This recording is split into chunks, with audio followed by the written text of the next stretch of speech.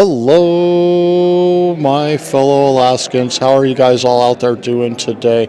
I am currently here at the Real Life Church in Palmer, Alaska, and we're about ready to begin with Concerned Conservatives of Alaska, and they have a pretty good crowd that is showing up on this balmy. If you were like me this morning, I had negative 24 degrees. I'll be posting a picture after this event of that.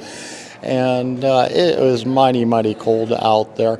But today they are going to be reviewing their bylaws on the group. They're going to be voting them in, and then after that we're going to be hearing from folks like Senator Shelley Hughes, Senator Mike Shower, Representative Delana Johnson, and probably a few others here. I know there was a big list of names of people that I was thrown my direction way too rapidly for me to get them all written down. And but this is going to be a day they're going to be discussing their bylaws and plus starting to bring up the issues that this group is what is joining together. It is made up of young and old, and we would like everyone is invited to become a member of the Conservatives of Alaska and help bring your voices as a congealed group as one, and hopefully make some positive changes here going on in Alaska, something that we desperately are in need of. If you have been watching all week long on my channel and you have been keeping up with the Eastman trials, those have been really interesting to be involved in the middle of every single day. I have not missed a beat, made sure that you guys haven't either. If you want to go back and watch them, please do. It is eye-opening what they're trying to do and determine our elections by the judge, not the ballot. That's the wrong direction. We need to change that. Please take a time again to like, share this video. You can find it on YouTube, Twitter, Facebook at Politadick and Politadick Unfiltered, and it'll be on Rumble within the next 6 to 12 hours. All right, they're beginning.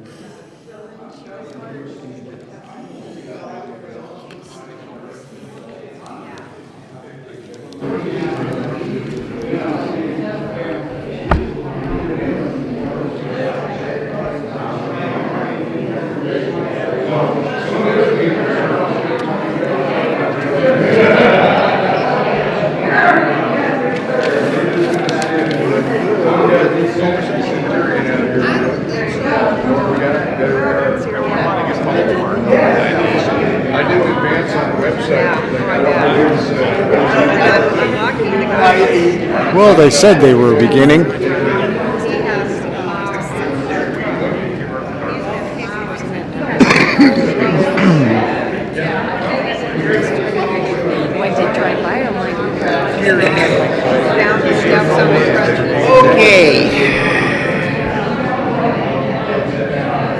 Okay, let's get this roll. Let's get this show on the road.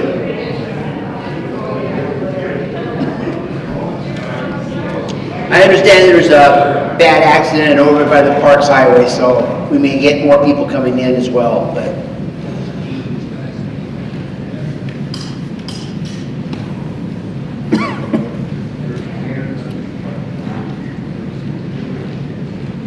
anybody who has to sign in, please sign in before you leave. okay, John, would you like to open us up with prayer? Sure.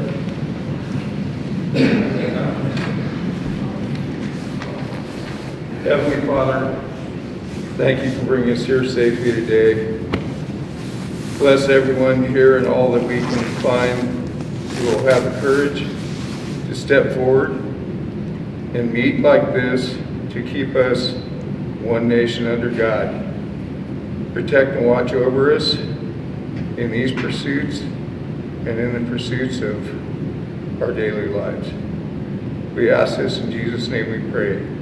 Amen. Amen. Who would like to lead us in the pledge?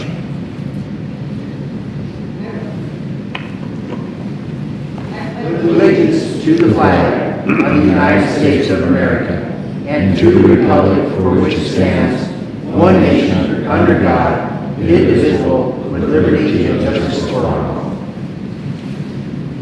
Okay, you may be seated. Okay, so the first thing on the agenda is the minutes. we didn't get the minutes out in time to send out to all of you, so I'm just going to quickly read through it. It's a short minutes. Concerned Conservatives of Alaska held its first meeting at Real Life Church on Palmer-Wasilla Highway on November 19th.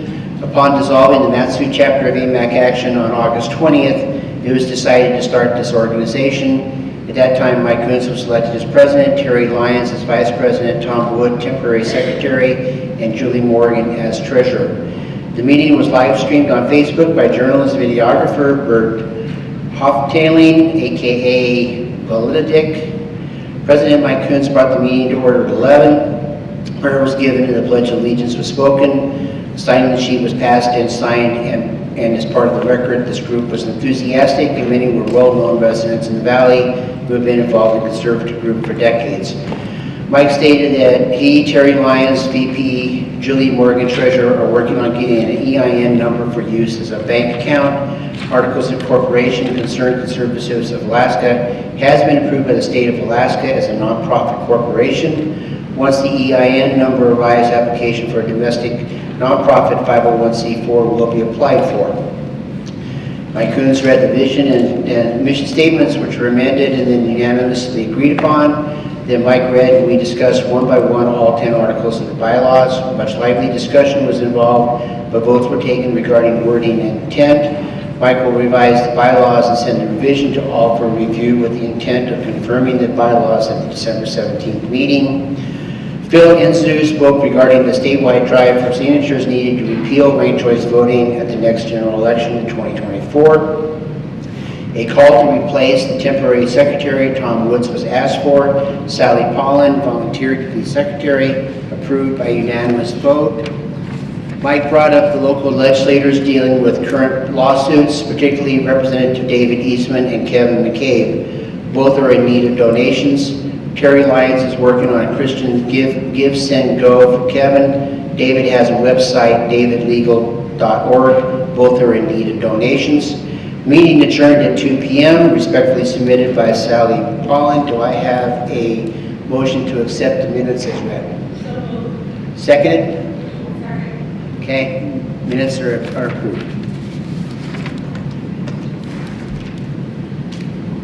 What I want to do is each meeting I want to read our purpose and mission statement at the very offset to keep everybody in line, in tune where we are and where we're going. Purpose: the growth of conservative truth and policy to voting age Alaskans. Mission statement: be a focal point for fair and open debate, election issues, candidate information, and issues that affect the promotion of a just and responsive government. Increase knowledge of conservative values, policies, issues, and support through membership meetings and technological outreach to Alaskans. Advocating for responsible city, borough, state, and federal government to ensure our freedoms and liberties.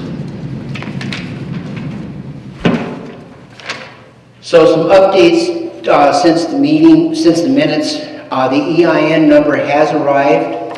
The rules are that once we open the accounts at the bank, we have to worry about taxation. So we're going to go ahead and open that up starting January. So and then once we get that done, then I'll make the application. They'll start the application up for a 501c4. And then the revised bylaws were sent to all, and we sent them out via email for everybody to read. I got several comments back. Everybody was happy with them so far.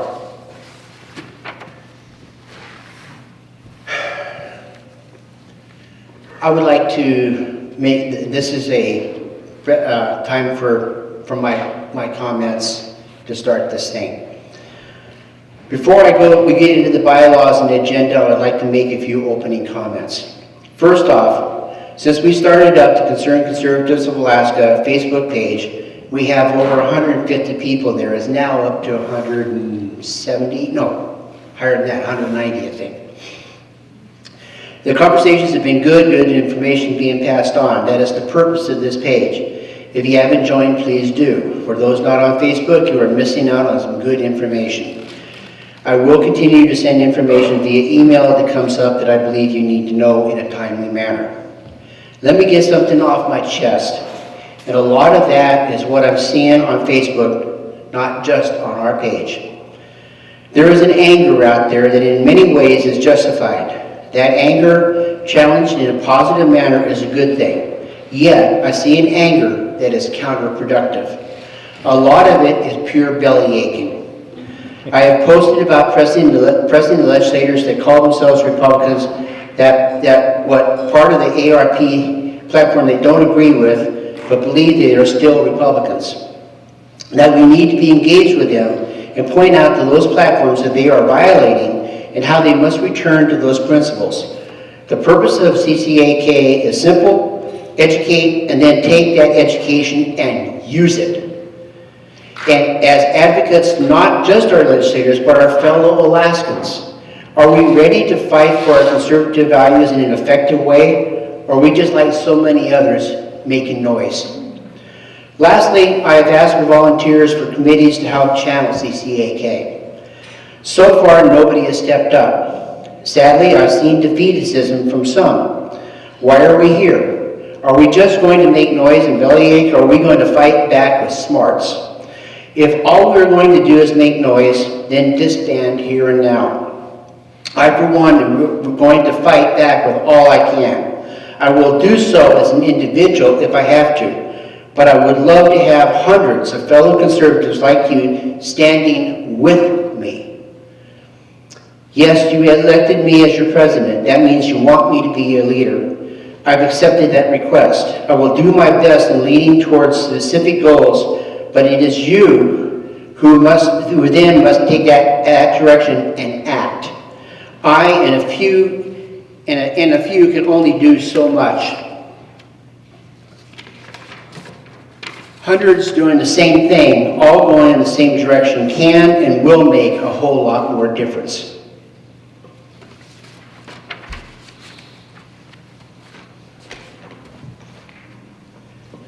So the next thing on the agenda is the bylaws. Has everybody here read the bylaws as revised that I sent by email? How many? Can I raise your hand? Okay. I'm not going to go through it all again like we did last time, because I don't have that much time. So do I have a motion to accept the bylaws as revised? I motion that we accept the bylaws as revised at the last meeting. Second. Okay, so Terry made a motion and Julie Morgan second. So that is done. Yeah. Oh yeah. All in favor. Thank you so much. Keep me straight. So all in favor of accepting the bylaws as amended? Aye. Any opposed? Unanimous. Thank you. So, what I want to do is, Ron just came in. We got David Eastman. I know Shelley Hughes is going to be here. I think Kathy Tilton's coming as well. So what I want to do is, when I have those guys speak to you. Mike, do we have a treasurer update? Oh yeah, we gotta do the treasurer. Yeah, so the Julie, hold on a second. Julie's got a bum leg. Hi, I'm Julie. I'm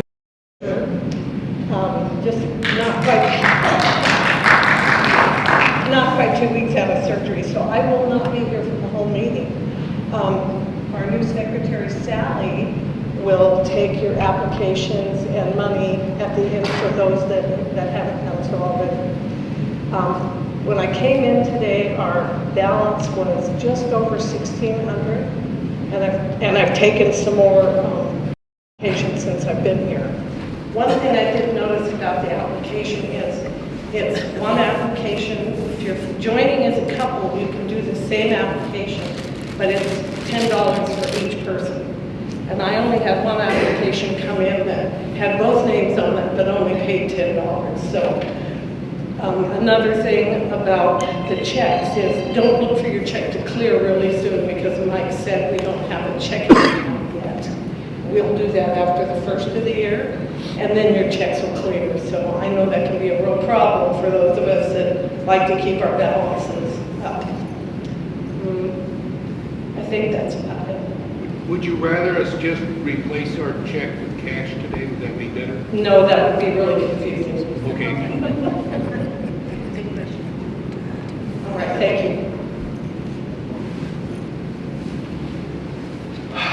Ron, come on. Hey, Mike. Yes. Oh, yeah, a motion to accept the treasurer's report. I make a motion to accept the treasurer's report. Second. Vote. All approve? Aye. Any opposed? Okay.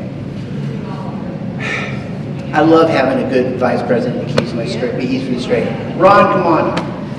So what's on the agenda today from now on is I've got, Ron's going to speak, and I got Shelley Hughes is coming, David's going to speak. If Kathy gets here, I have, is Mike Shower supposed to be coming as well? Huh? Oh, he's hiding back there, okay. All right. He's in that stealth 22, I can't see him. So what we're going to do is, Ron's going to have some comments, then we're going to do the legislative, and then what I want to do after that is I want to give everybody 3 minutes to introduce yourself, say what you want to say, where you want this organization to go, whatever you want to say. You've got 3 minutes to do it, okay? So what we'll do when we start doing that is Terry's going to stand over here with Mike and then just kind of make a line when we get to that point, okay? So Ron. Okay, Mike, I'm assuming you want me to talk about what happened at the State Central Committee meeting last 2 weeks ago Saturday for the Republican Party. I'm the Region 2 representative for the Alaska Republican Party. Basically, I represent the interests of the 6 districts and the 2 women's clubs. They all have seats on the State Central Committee. I represent their interests on the State Executive Committee. So let me tell you what happened 2 weeks ago on December 3rd at the State Central Committee meeting. Now let me point out the State Central Committee is the governing body of the Alaska Republican Party. When the State Central Committee speaks, the party has spoken, not the party leadership, but the State Central Committee. There's only one other authority higher than the State Central Committee, and that happens every 2 years at convention.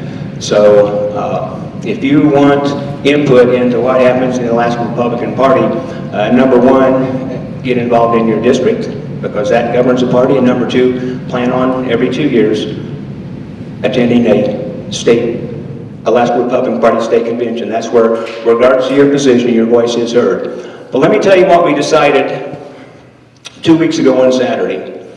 We sunsetted all of our censures, and that was at the recommendation of the State Rules Committee. And the reason we did that, let's look and see how effective they were. We censored Lisa Murkowski. Guess what? Lisa Murkowski won.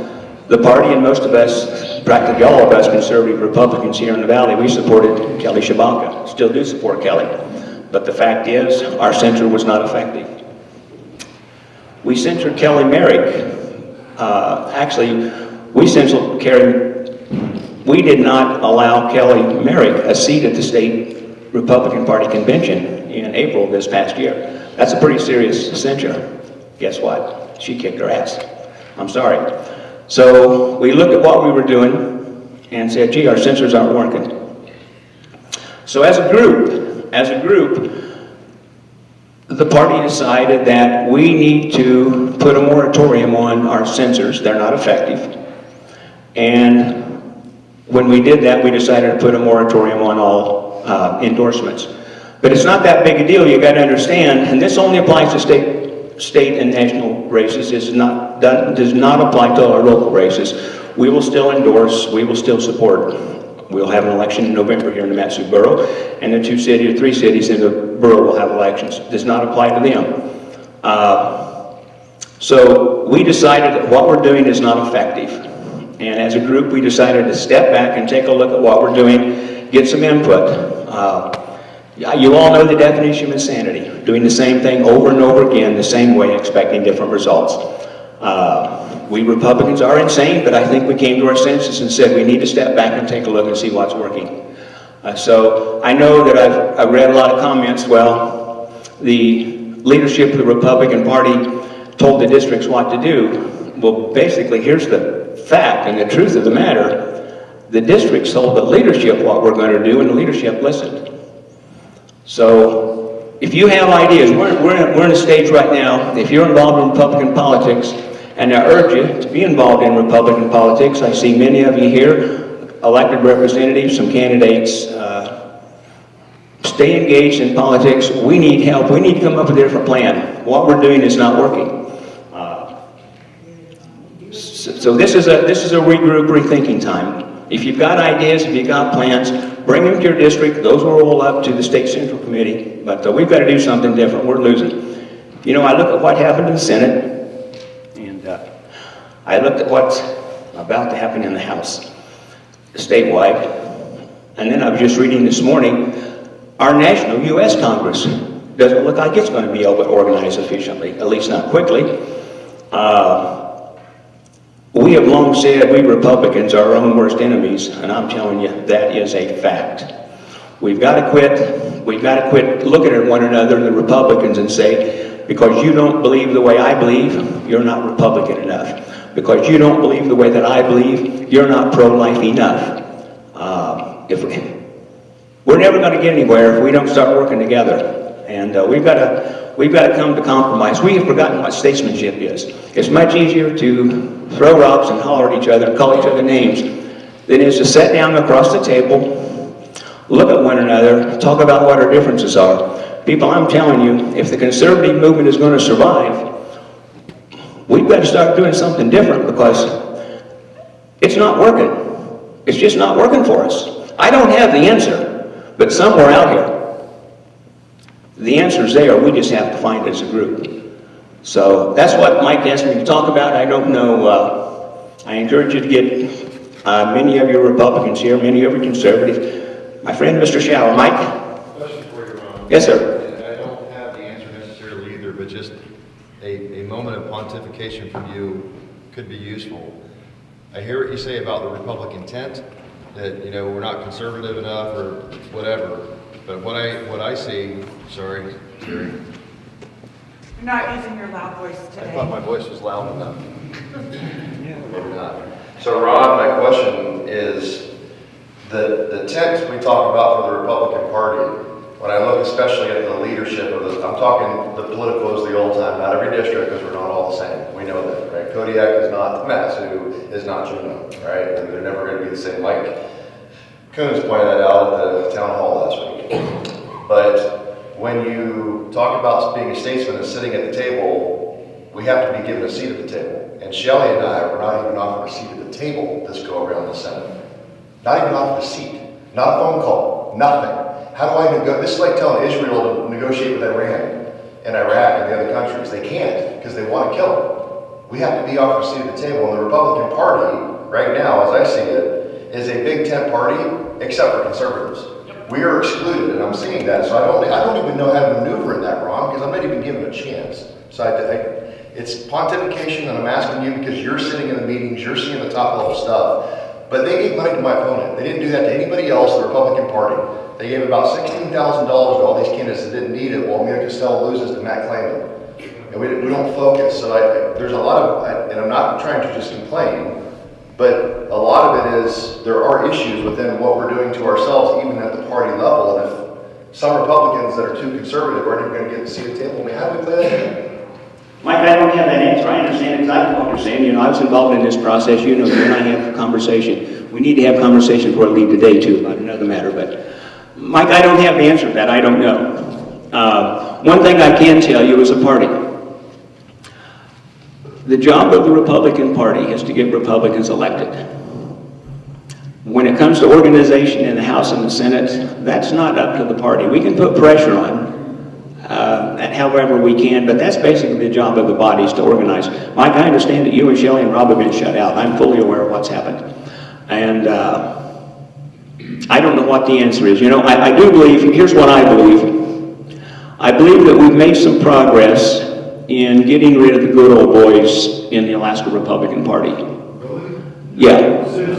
Yeah. They're still there. Well, yes, they are, but we've made progress getting rid of them, Mike. You know that. You were involved for a while until you decided the fight wasn't worth it. I'm still in it because I believe the fight's worth it. The next problem we have, we've gotten rid of a lot of the good old boys in the Republican Party. We've got, if you look at most of the top leadership in the party, it's only been there within the last 5 years, 5 or 6 years. We still have a swamp problem in Juneau. Therein lies a lot of the problem, Mike. Therein lies a lot of the problem in why the Senate failed to lead, to organize with Republicans, and you know that. It's the swamp that's still in Juneau. I don't know how to get rid of them. We're good here in the Mat-Su, but just like apparently Mike pointed out earlier, I had some conversation with the chairman of the Republican district in Kodiak. They keep sending Louis Stutes back time after time after time again. And I talked to Duncan Fields and he said, you know, Ron, he says, our politics aren't the same in Kodiak as yours are in the Mat-Su. We're happy with Louis Stutes. The voters are happy with Louis Stutes. So there's not much I can do about those candidates outside the Mat-Su. I can donate money to their opponents. If I was really hardcore, I could move to Kodiak so I could vote against Louis Stutes. I'm not willing to do that. So my only option is basically to support candidates against them from the Mat-Su. But until I move to Kodiak and can vote, I have no control over Kodiak. I'm sorry, that's just the way it is. Our politics are different in the Mat-Su, Mike. I won't take the microphone, Ron. Apparently, yes, I will take the microphone. I don't disagree with you, Ron, on that concept. My point is, as the parties think about what it's going to do and the activists you have here, because you know most of these people that are involved in a small group can make a big difference. But my point overall is that the Republican Party currently in Alaska has a tent. And that tent does not include us. It doesn't, because we keep getting excluded time after time again. It's part of where frustration is coming from. And the tent doesn't exclude Rob Meyer either, because he made a choice. So it's not just the Mat-Su necessarily. So, oh, the Mat-Su is the problem. I guess what I'm trying to focus on, Ron, as we move forward, but I'll talk a little bit when I get the mic up there, but I'm just asking because you're in the fight. Like I said, I agree, you're still there, good on you for putting up with it, because it's a pain. But that tent we keep talking about has to include conservatives too. If we're going to work together, it's got to be a big enough. I don't mind Louis Stutes from Kodiak. You know why? Because they're elected her. That's it. It's different. It's not us, right? They're not elected conservatives in Juneau and other places either. I understand that. But what can't happen in this process with the ARP, Ron, is that it's okay for them to all be elected and keep doing what they're doing, but conservatives are bad and conservatives are excluded. That's the problem I have with the party right now, is that conservatives are being shunned and pushed to the side. And we are. And the party's not. I don't know what to do with that. Well, I agree with you 100%. We've been in this fight together for a long, long time. I just happen to be been elected to represent the organized Republicans in the Mat-Su to speak on the state executive committee, but we're in a minority. People need to understand what it means to be in the minority. You ain't got any power. If you're not 50% plus one, you have no power, and that's where we are, and that's where we've been for a long time. Like the Mat-Su has been shunned for the last 6 years. You know that as well as I have. You've been in the Senate for what, 4, 5 years? So you know that the Mat-Su's taking it in the shorts. But we're in the minority. I don't know what more we can do. We have made some progress. It took us 6 years, folks. I don't know how many of you I look at here, you've been involved in Republican Party politics. It took us 6 years. 6 years to censor Lisa Murkowski. It made us feel real good. That was a long, hard fight. But the bottom line, what good did it do us? What did good it do us? I think we did all we could do. As far as the U.S. Senate seat, the party got behind Kelly Tshibaka. She had tremendous support here in the Valley. Look at her numbers.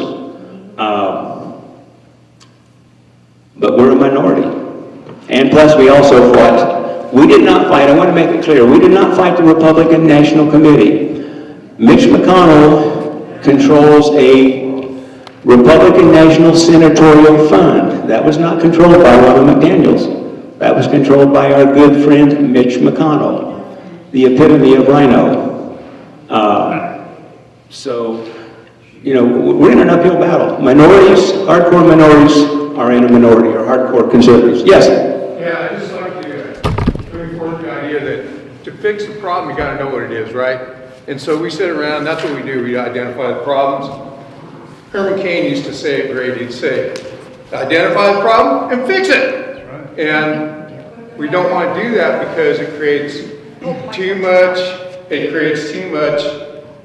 basis for government. So when we look at who we're fighting, when people use the term uniparty, when we watch Mitch McConnell, the gang of 8, the gang of 12, the gang of 19, whatever you want to call them, that align themselves with socialist interests.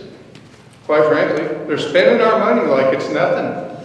So we have that as leadership at the national level. So what can we expect out of the state levels, where we have very little oversight, very few voters here really. And so the job you're talking about is overwhelming. I understand that. But in knocking on doors this year, what I learned was people don't even know what the Republican Party is. They know what the GOP is. It's a bunch of commercials. It's a bunch of emails that say you're a bad person, you didn't send us any money. No one even wants to look at WinRed anymore. I mean, and back at headquarters in DC, they're having lobster. You know, Dan Sullivan's up there going, yeah, this is great, man. I passed all these things. I got a bunch of letters from him. Let me tell you what I wrote down here recently. I said, your membership in the gang of 12 or 19 aligned you with the socialist agenda, working against Alaskans and American interests.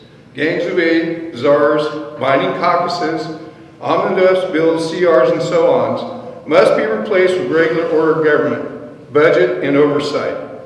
Dan, you should resign, but objective evidence shows you've been bought and sold, and not to Alaskan or American freedom and liberty.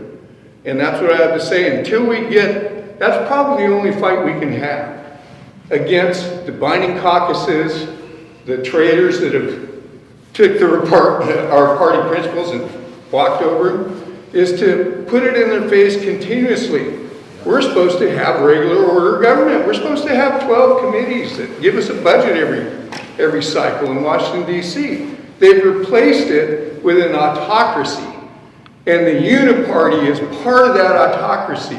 Now, how we get beyond an internal civil war, because if we don't unite, the little bit of conservatism we got left will have no home.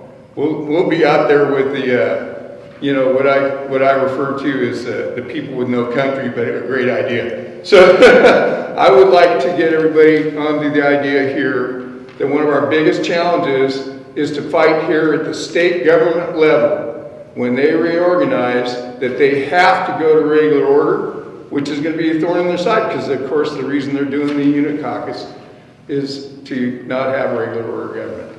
Thank you very much. You know, I agree with you 100% what you're saying. So let's identify the problem, and then after we identify the problem, then you have to identify the solution. And I think that's why the party, Harry, I didn't correct you, I think that's why the party backed up and said, hey, what we're doing is not working. So now we need ideas. I hope you get involved in your district, Republican politics. If you want to make a difference in Republican politics, of course you must be a registered Republican, so I agree. We need to identify the problem, and then we need to come up with a solution that we can all get behind. Here's the problem. Republicans are too damn independent. I mean, we are. We passed this moratorium on censures and endorsements by 70%. That floored me. That floored me. When have you ever seen 7 out of 10 Republicans all come together with one idea? I mean, so that's, you got to understand that's major. But we have got to start coming together and sharing ideas. I don't have the answer. I'm up here to tell you, I don't have the answer. I've talked to the party chair, some of the other top level leaders, they don't have the answer either. The answer's out here among this group, we just have to find it. I agree with you. I don't know what the answer is. Well, Harry, you were next. This is quick. I keep hearing we have to find the answer. It isn't the problem. There are a lot of problems. One, our elections are, and I can't use the words, in the church. But Arizona is a burning dumpster. Pennsylvania is down the tubes. New Jersey, even New York, maybe Zeldin won that. We don't know. Okay, elections. Did Prop 2 really pass? I don't believe it. Okay, nobody's really looked into that. I've seen a perfunctory audit. We don't know. So that's one problem. Until we get our elections straightened out, we can rally and go knock on doors and knock ourselves out. It ain't going to work. It's true. Okay, number 2. It's the sensor. There are a lot of tools. Sometimes you have a lot of things wrong with your car. You're going to, you got an oil leak, you got this, you got some bad brakes over here. Well, maybe the sensor fixed the brakes, but didn't fix the oil. You pointed out, rightly so, that most of the people in this state don't have what is going on. They really don't. They are stupid! We are the party of stupid. Well, we are, but the rest of the people are absolutely ignorant. And I mispronounce things intentionally. But we've got to get awareness back. Maybe the sensors weren't a bad thing. They helped, but they didn't make the car go. But they were, it's like a picador in a bullfight. Keeps throwing little darts in the bull's neck, pushing their neck starts to drop. Then tornado can go in for the kill. But we start taking the one tool we had that may have worked. We didn't know it didn't work. There's nothing that said that the sensor didn't work. All it said was it didn't solve the problem. We're looking for a magic bullet.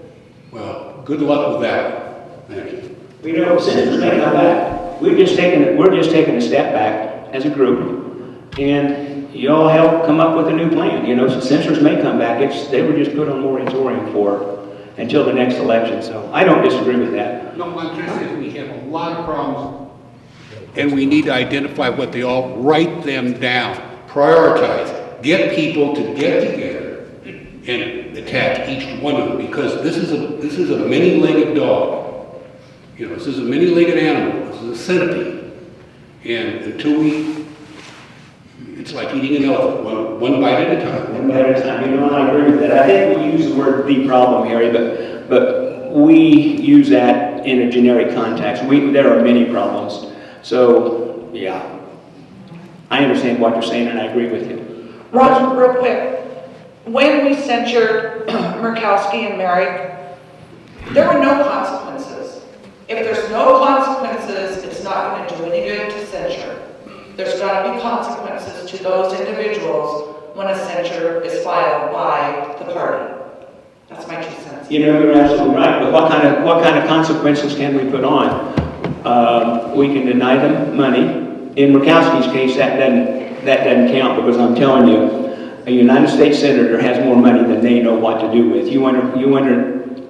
We know why once you're in the Senate for more than 1 6-year term, you have lost your way, because you become now a very wealthy, and you start becoming power hungry. So, Terry, I don't know. At a local level, you censor a candidate, they get no money, they get no support. In Murkowski's case, she's untouchable.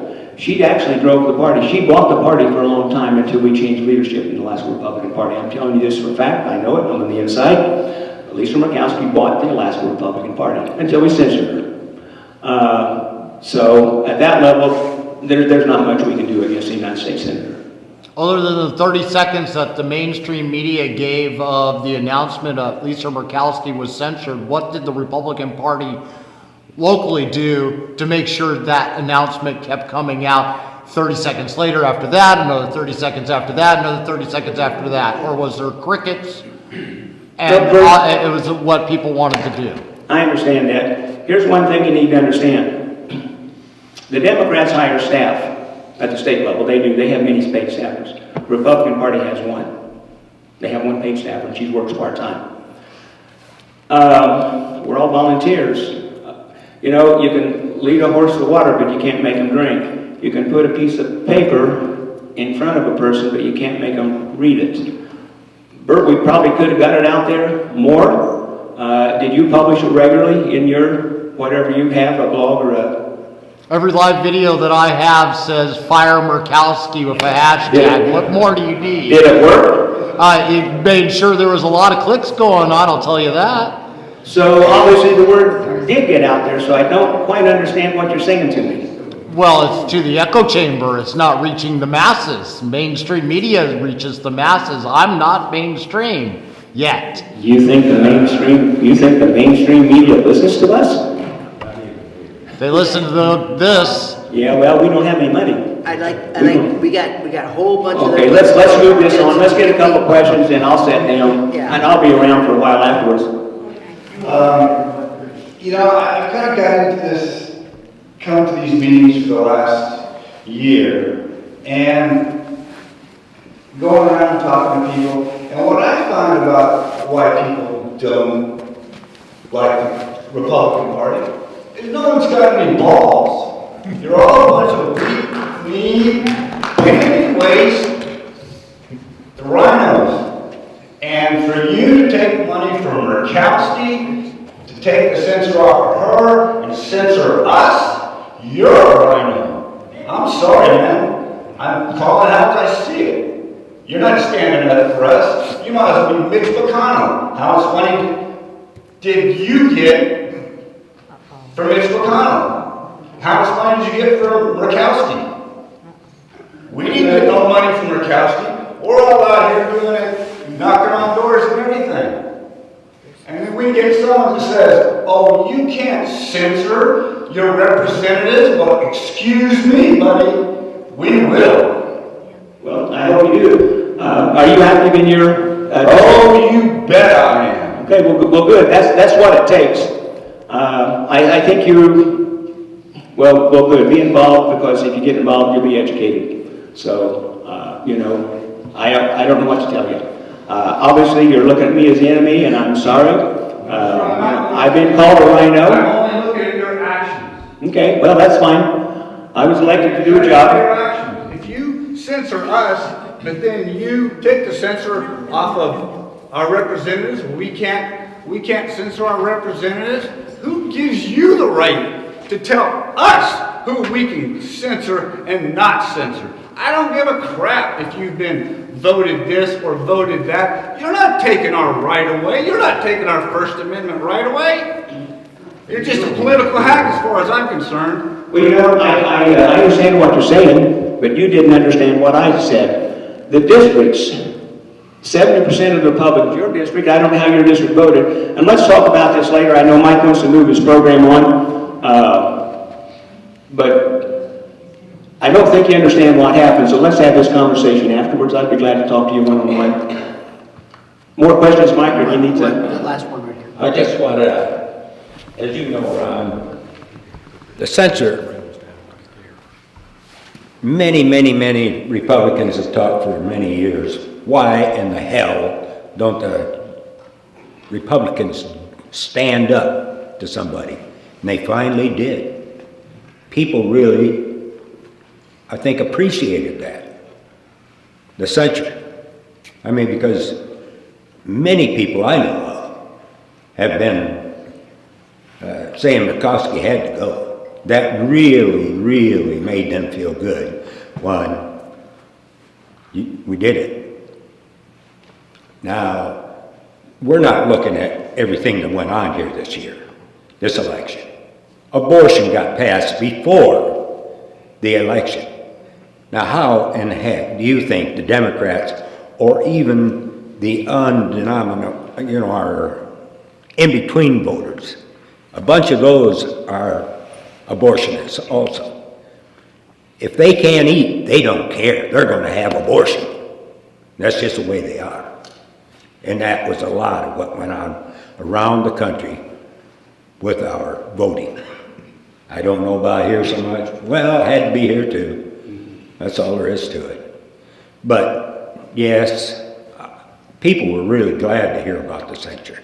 I mean, like I said, people have been talking about it for many years. Why don't the Republicans stand up and do something? You did, or we did. Yeah, it didn't come out exactly the way we wanted. But, like I say, there's other circumstances that went on, our ranked choice voting, of course. I mean, that was a big thing. Abortion, I think, was a very, very big thing, too. I mean, maybe not so much with us, but definitely with the far left. A lot of those people wouldn't even have been out because they weren't real proud of what their Democrat Biden and those have done. I mean, they ran this country into a hole. A lot of them see it too. But to them, abortion's more important. Isn't that much we can do about that, is it, folks?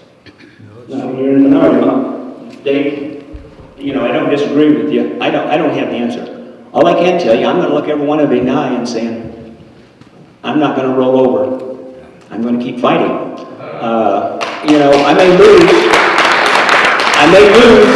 may lose, but I'm going to keep fighting. I have grandchildren, I have great-grandchildren. We're very active at the local level. We can make a difference here, and I'm very proud of the Matt Sioux. We have a very conservative school board. We have a conservative assembly. I don't know. I don't have the answers. I can say is I'm going to fight, and I ask you to come alongside me and fight. And Mike, I think you're taking my mic. I wanted to say, Mike, or Ron, you've done an excellent job out here in the borough. Yeah. Really. Shelley, while Shelley's coming up, let's clear something right now.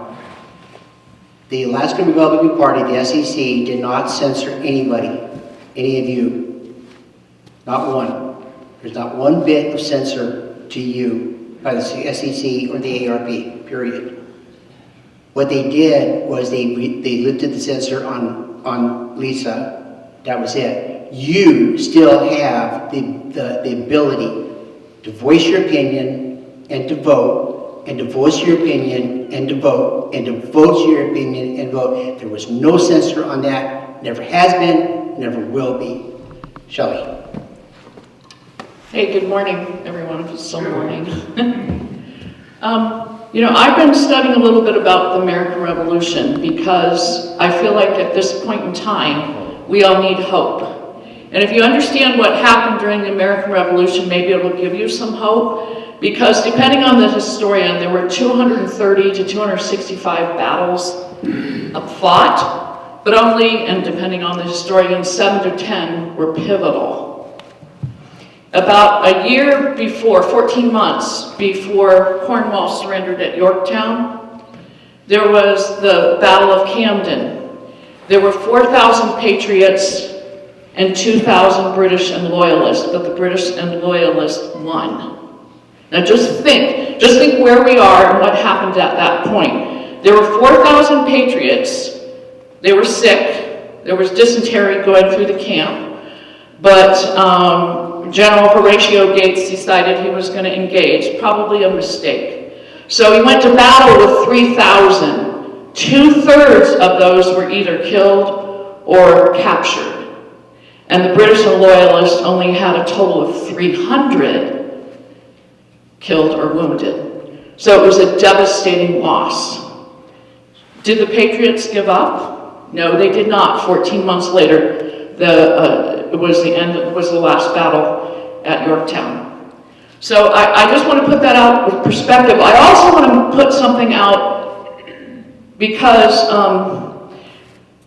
in the years leading up to the American Revolution, it wasn't just taxation without representation. It was this idea of tyranny coming in and controlling rights, right? So it just wasn't a money thing. And you know what happened? People who had a moral compass back then, because Judeo-Christian values were very strong, they were standing up on moral grounds. Interestingly, some of the ones that stood up the most were pastors and ministers and priests. Many of those eventually became chaplains, soldiers, commanders. So if you've heard me speak before, I think one of the things we have to do, you talk about identify the problem and the solution. To me, one of the key parts of the solution is that the church needs to wake up, the silent majority needs to wake up. I don't believe that we have a bunch of Alaskans who are necessarily stupid. They may not be aware, they might be too busy with their lives, but we've got to communicate with them and they have to wake up. And when things get worse, I think people will wake up. And I think part of what's happening is we're all kind of like, after November 8th, just like, oh my gosh, what happened? It was kind of like the Battle of Camden is what happened. So we have to rally. We have to rally and we have to wake people up. And it's that moral thing that we have to capture. Doesn't, you know, if you look at the registration of Republicans, I think, and someone correct me, Ron can connect me if I'm wrong, but we actually have a smaller percentage of our voter base registers as Republicans for a state that for a number of decades has been pretty red. So this isn't necessarily a Republican thing. Republican represents a certain platform, but there are a lot of people who just, you know, they fundamentally know what is right and what is wrong. I want to tell you something else about the American Revolution, which was debated and a lot of philosophers were looking at. And there were some pastors, for instance, who felt like it was wrong to go against the king. That, you know, reading the Bible, you should respect the leaders. But there was another philosophy where they were saying, you know, if your leader is tyrannical, it's right to stand up to them.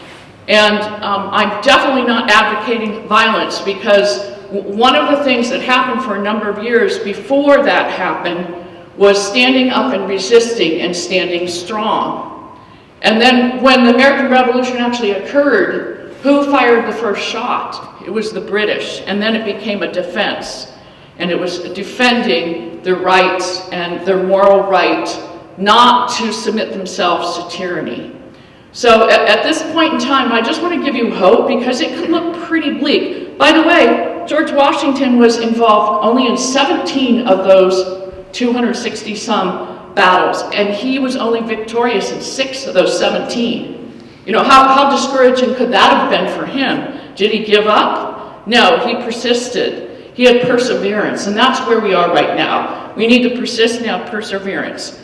So when I look at what's happening and what will the lay of the land in Juneau, and the fact that there are 3 of us who are not in the majority, a bipartisan, I think somebody called a uniparty coalition has come together. I want you to kind of know a little bit about the backstory. How many of you saw where I explained it on a podcast on Must Read Alaska? So I'll try to be quick, but you know, a lot of this really stems back to our stand for the rule of law, the 3 of us, the rule of law, because we are looking at the PFD statute and say you should follow the rule of law. If you don't like it, you can change it, but you shouldn't defy the rule of law. And secondly, we are fiscal conservatives, so we want to limit spending, right? So those are 2 big things. There's a third thing that we believe in. We believe in a constitutional republic, which means districts, that means voters, that means Alaskans choose who they want to go to Juneau. And that person should be free to vote his or her conscience according to their district. And strangely, and I don't know if Senator Schauer talked about this, but it's something we've had in a phone conversation. Our tent, now hear me out, don't freak out, but our tent, because we believe in a constitutional republic, which means the government is of, for, and by the people, that representative should be able to vote according to his or her conscience and district. We actually believe that our tent is actually larger than the Republicans who formed a bipartisan coalition, because we were pushing and we made an extremely reasonable offer. We understood how the voters spoke. Now we could debate why did they vote the way they did. We could talk about dark money. We could talk about the media. But the fact is the people that they chose did definitely shift to the left in Senate. In the Senate, we lost, we used to have 13 Republicans and 7 Democrats. Now it's 9. So 2 of the seats flipped from R to D. And then of the Republicans got voted on, they aren't as, they're more towards the center. Some might argue some are left of center, but very moderate. And so your entire Senate shifted to the left. Okay, so now we're looking at what could we do? Because if I think about it, you have to look at the cards you're dealt, right? If you get a hand and you don't get kings and queens and aces and you've got 2s and 3s and 4s, does that mean you're gonna lose? No, you can still do, you know, get 4 of a kind. I mean, there's still strategies. And that's what we're doing. We're looking at a hand that wasn't really dealt the way we want. We're trying to think of the best strategy. And so what we did is we said, okay, based on the fact that this is not a far right set of 11 Republicans, it's quite moderate, we made a really reasonable offer to join together with them. Why did we do that? Because we thought in the long run, for the benefit of Alaska, it would be better if we had 11 Republicans together, even though it's not maybe as conservative as you and I might like, than to have those Republicans go with Democrats. So we made an extremely reasonable offer. It could have worked, and it was simply that we look at the spending cap proposal that James Kaufman had proposed a year before, so you could keep that operating budget from spiking. Secondly, that you put the PFD in a separate vote, so nobody has to vote against their conscience. And as you do that spending cap, then you can come together. You're not giving your co-chairs a blank check. It's not a binding rule, but you're saying, we can get on board with this target. We like this target. We work toward this target and stick together on it. We can do that. That's what it was. That's actually how we did it back in the House under Chenault a number of years ago. You picked a target, and if you had to change that target, you didn't change it unless everybody agreed. And if you changed it without everybody agreeing, you know, you could vote against it. You were free to vote against it. So we offered something really reasonable. We also picked on some policy areas where we could coalesce around some things that were actually some of the moderate Republicans' ideas, but weren't bad, right? So we made a reasonable offer, and you know what happened? They refused to talk to us. They would not answer phones or respond to voicemails. They would not reply to texts, and they would not reply to emails. And then right before the press conference, which was on a Friday after Thanksgiving, I get a call late Wednesday afternoon, and I was told that they weren't willing to come into a room with us. They said only they had to have a binding rule to make it work. And so kind of just laughing off what we had proposed. So I just wanted you all to know that we tried. So now where are we? We go to Juneau and we are on the outside. We are not officially a recognized minority. It takes 5. But I want to give you some history there.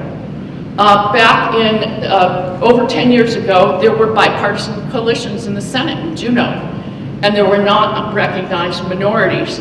It was over a 6-year period. There were 4 of those 6 years where they did not have 5 that were not recognized. So each of the members only got 1 committee assignment and 1 finance committee assignment. However, they still functioned on the floor and more or less recognized them. They had a Senate minority leader, for instance, and there was that kind of communication. One of the things that happens when you have a Senate minority leader is the presiding officer and or the majority leader would communicate with the Senate minority leader, give them a heads up. For instance, if they're going to make some kind of public announcement about a stand they're going to do, or a vote they're going to take, or a bill they're going to put forward and do a press release, the presiding officer would have the courtesy to give the Senate minority a heads up and kind of keep them aware of what's going on. When you're not recognized, and a Senate minority leader is not recognized, that communication cuts off. So that's kind of where we are, and that is different. That is different than it was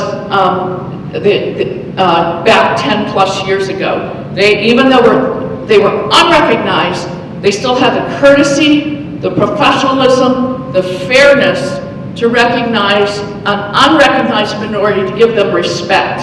At this point, we're not expecting that kind of communication, so I wanted to let you know, because that's a little bit different than before. I think it's unfortunate For us, it probably doesn't change what we can and cannot do as far as our ability to strategize or make something happen. It's just a matter of fairness and respect, which I think actually makes them look bad for behaving that way. I also want to say one of the things that Senator Sauer and Senator Rob Myers and I have all talked about is, and you know, I know everyone's frustrated, and we are frustrated too, and I tell you, when this happened, I felt like I got kicked in the gut, right? It's like getting rejected by a family member or you know, a boyfriend or something. It's like, it's major rejection when your own colleagues, your Republican colleagues, say we don't want you, and then they start assassinating your character. It's not because of policy, it's not because you stood up for the rule of law, it's not because you wanted limited government.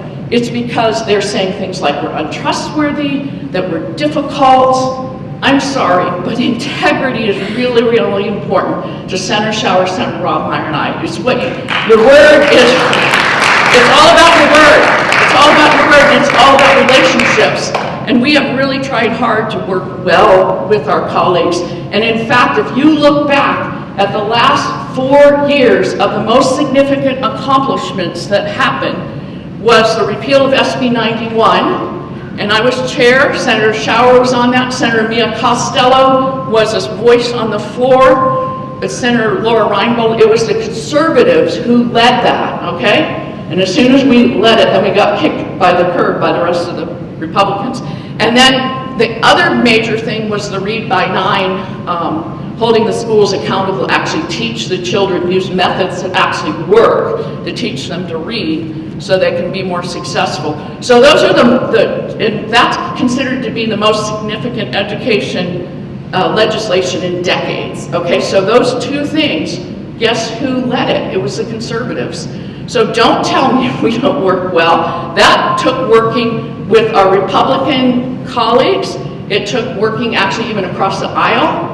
Another major accomplishment we did that was being killed in the finance committees by these bipartisan folks was a tool for prosecutors to get rapists off the streets.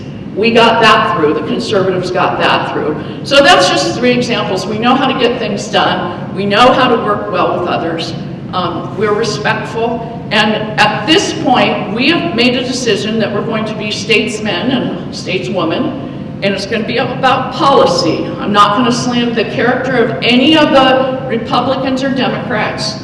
And, you know, that might disappoint you because you want to hear me punch them. Well, we're not. We're not. We're going to stick to the policy. And you know why? Because our grandchildren, our great-grandchildren, if we are bullies to people rather than standing on policy, how are we going to come back together with the Republicans?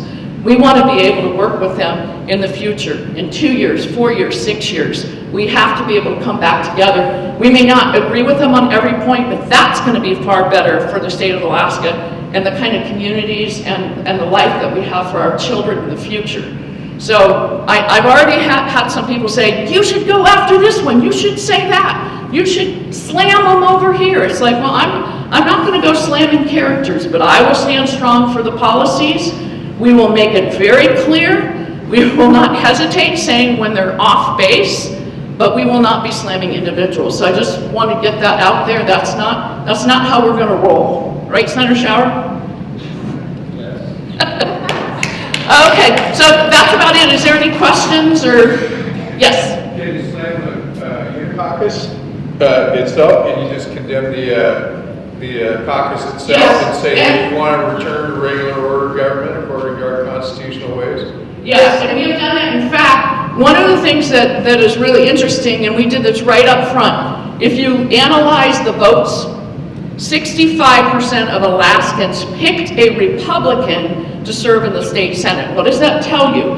That tells you that Alaskans wanted a right of center majority. Did they get it? No, they didn't. So I went after that as like, you're defying the voters. You're defying the voters. Also, when you don't respect the constitutional republic concept that a representative should vote according to their district instead of how leadership or finance co-chairs, that's very arrogant. That's a defiance. It's a defiance of our republic. and of the people we serve. So no problem there. When they go off track, we're just not going to be picking names. That's not what we're about. We're aware that some out there are doing that about us. And I tell you, we're going to take the higher ground. It's going to be about policy and where they're going off base. Yes? I think that we support you in a way that you don't want to attack them because that diminishes your position. But there's nothing that's keeping us civilians from attacking them. And the more that we can show their corruption and throw it in their face and make it public, it makes them squirm. And I've noticed that politicians hate to be called out and hate to squirm. So if there's somebody that you need to call out, call in your people. You may not want to get into that fight, but there's a lot of us out here that do. Well, I think as you're watching, you'll be able to see through votes and statements, and I'm not going to. You have freedom of speech. You'll be able to do, and when we talk about waking up the silent majority, letting folks from different districts know how their representative, their senator voted. That's going to be important, and so yes, you all are free to say what you will. But you're going to have to watch things. You're going to have to, see how people vote and the speeches that are made and read what comes out in the newspaper. One of the things is that sometimes, the mainstream media, you're only getting bits and pieces. So it's good to engage. I know everybody doesn't have all day to sit and watch gavel, but some people actually do it. How many people in here do watch gavel to gavel from time to time? So look around and see who those people are, and they can be a source of information of what's going on. So I have a question. How do we guarantee our Republican form of government? What you just described is not a Republican form of government with a minority. You, Mr. Schauer, and I compare that to Mr. Meyer, are not allows you to hear what the majority is going to do. Isn't there anything in the Alaska State Constitution, because the federal Constitution guarantees a Republican form of government, which does respect and honor the minority? Is there anything we can do to get rid of that binding caucus or make them recognize the minorities in the Senate? I would say calling it out. Now, we're not bound by them. We'll vote freely according to our district, so we won't be bound to that. There's some denial that they're having a binding rule, but there was a quote by Senator Kawasaki in the Fairbanks Daily News, kind of squirming around the idea of a binding rule, because that's kind of like a four-letter word kind of thing when you say that. But he basically said they do agree. They agreed in advance to vote on the budget, and that's what a binding rule is. And in the phone calls we received, it was very clear that's the method. But we will be free, and we will stand up, and except calling it out. We can't get anything in our Constitution changed like that, or even in statute at this point. We don't have the votes. And I would say along with that, the ranked choice voting thing is something that's going to be important. And remember, in 2024, even if this effort to repeal gets off the ground and gets the signatures is on the ballot, the elected or the candidates will still be under the ranked choice voting system. So we'll have to be smarter. We'll have to have better strategy, and we'll have to wake people up. Got to wake people up. We've got to get people of faith, people that have moral compasses. We have to get them alerted, even if they don't like politics. This thing about politics. Oh, I want to tell you, when the Declaration of Independence was signed, it was to be dispersed and spread across the colonies. They put a requirement, not that it be sent out to town clerks, but that it be sent out to ministers. And they were required to read it to their congregations the first Sunday after they received it, after the regular church service. Isn't that fascinating? So they were actually using the churches as spokespersons. I found that really incredible. One example of what was happening. That's the kind of thing that we need to happen. who's really concerned about what's happening in schools right now? Moms and dads. It's morals, right? So some of those moms and dads haven't been politically engaged, and we need to let them know, you know, if you want to take back our schools, are you going to make sure things aren't going to go further south? You got to stand up and get involved. So people that haven't been need to. I've got a question. Go ahead. Right here. I had the mic, so I jumped in there. And I'm asking this question because I don't know the answer to it. Maybe you don't, maybe somebody here does, but as it is right now, we're doing the petition to rescind ballot measure 2, basically. But we can't do anything until 2024, is that true? Can we not have a special election to get rid of it now because we can't do anything until 2024? We can't do anything until 2026. Actually, you cannot, it has to be in a regular election, that's constitutional. There is one thing that I have floated. You'd have to have some attorneys willing to do it. And as we know, and David knows how expensive these legal cases are. The state of Maine in 2017, the courts ruled that ranked choice voting was not going to be used for state elections. And they did it because the Constitution did not allow for runoff elections. It didn't require a majority. So for the governor, lieutenant governor, legislature, whoever got the most votes wins. So they threw it out for state elections. Guess what? Our Constitution is the same. Our Constitution doesn't require runoff elections. Our Constitution is whoever gets the most votes wins. That was not that's not how they did the case earlier.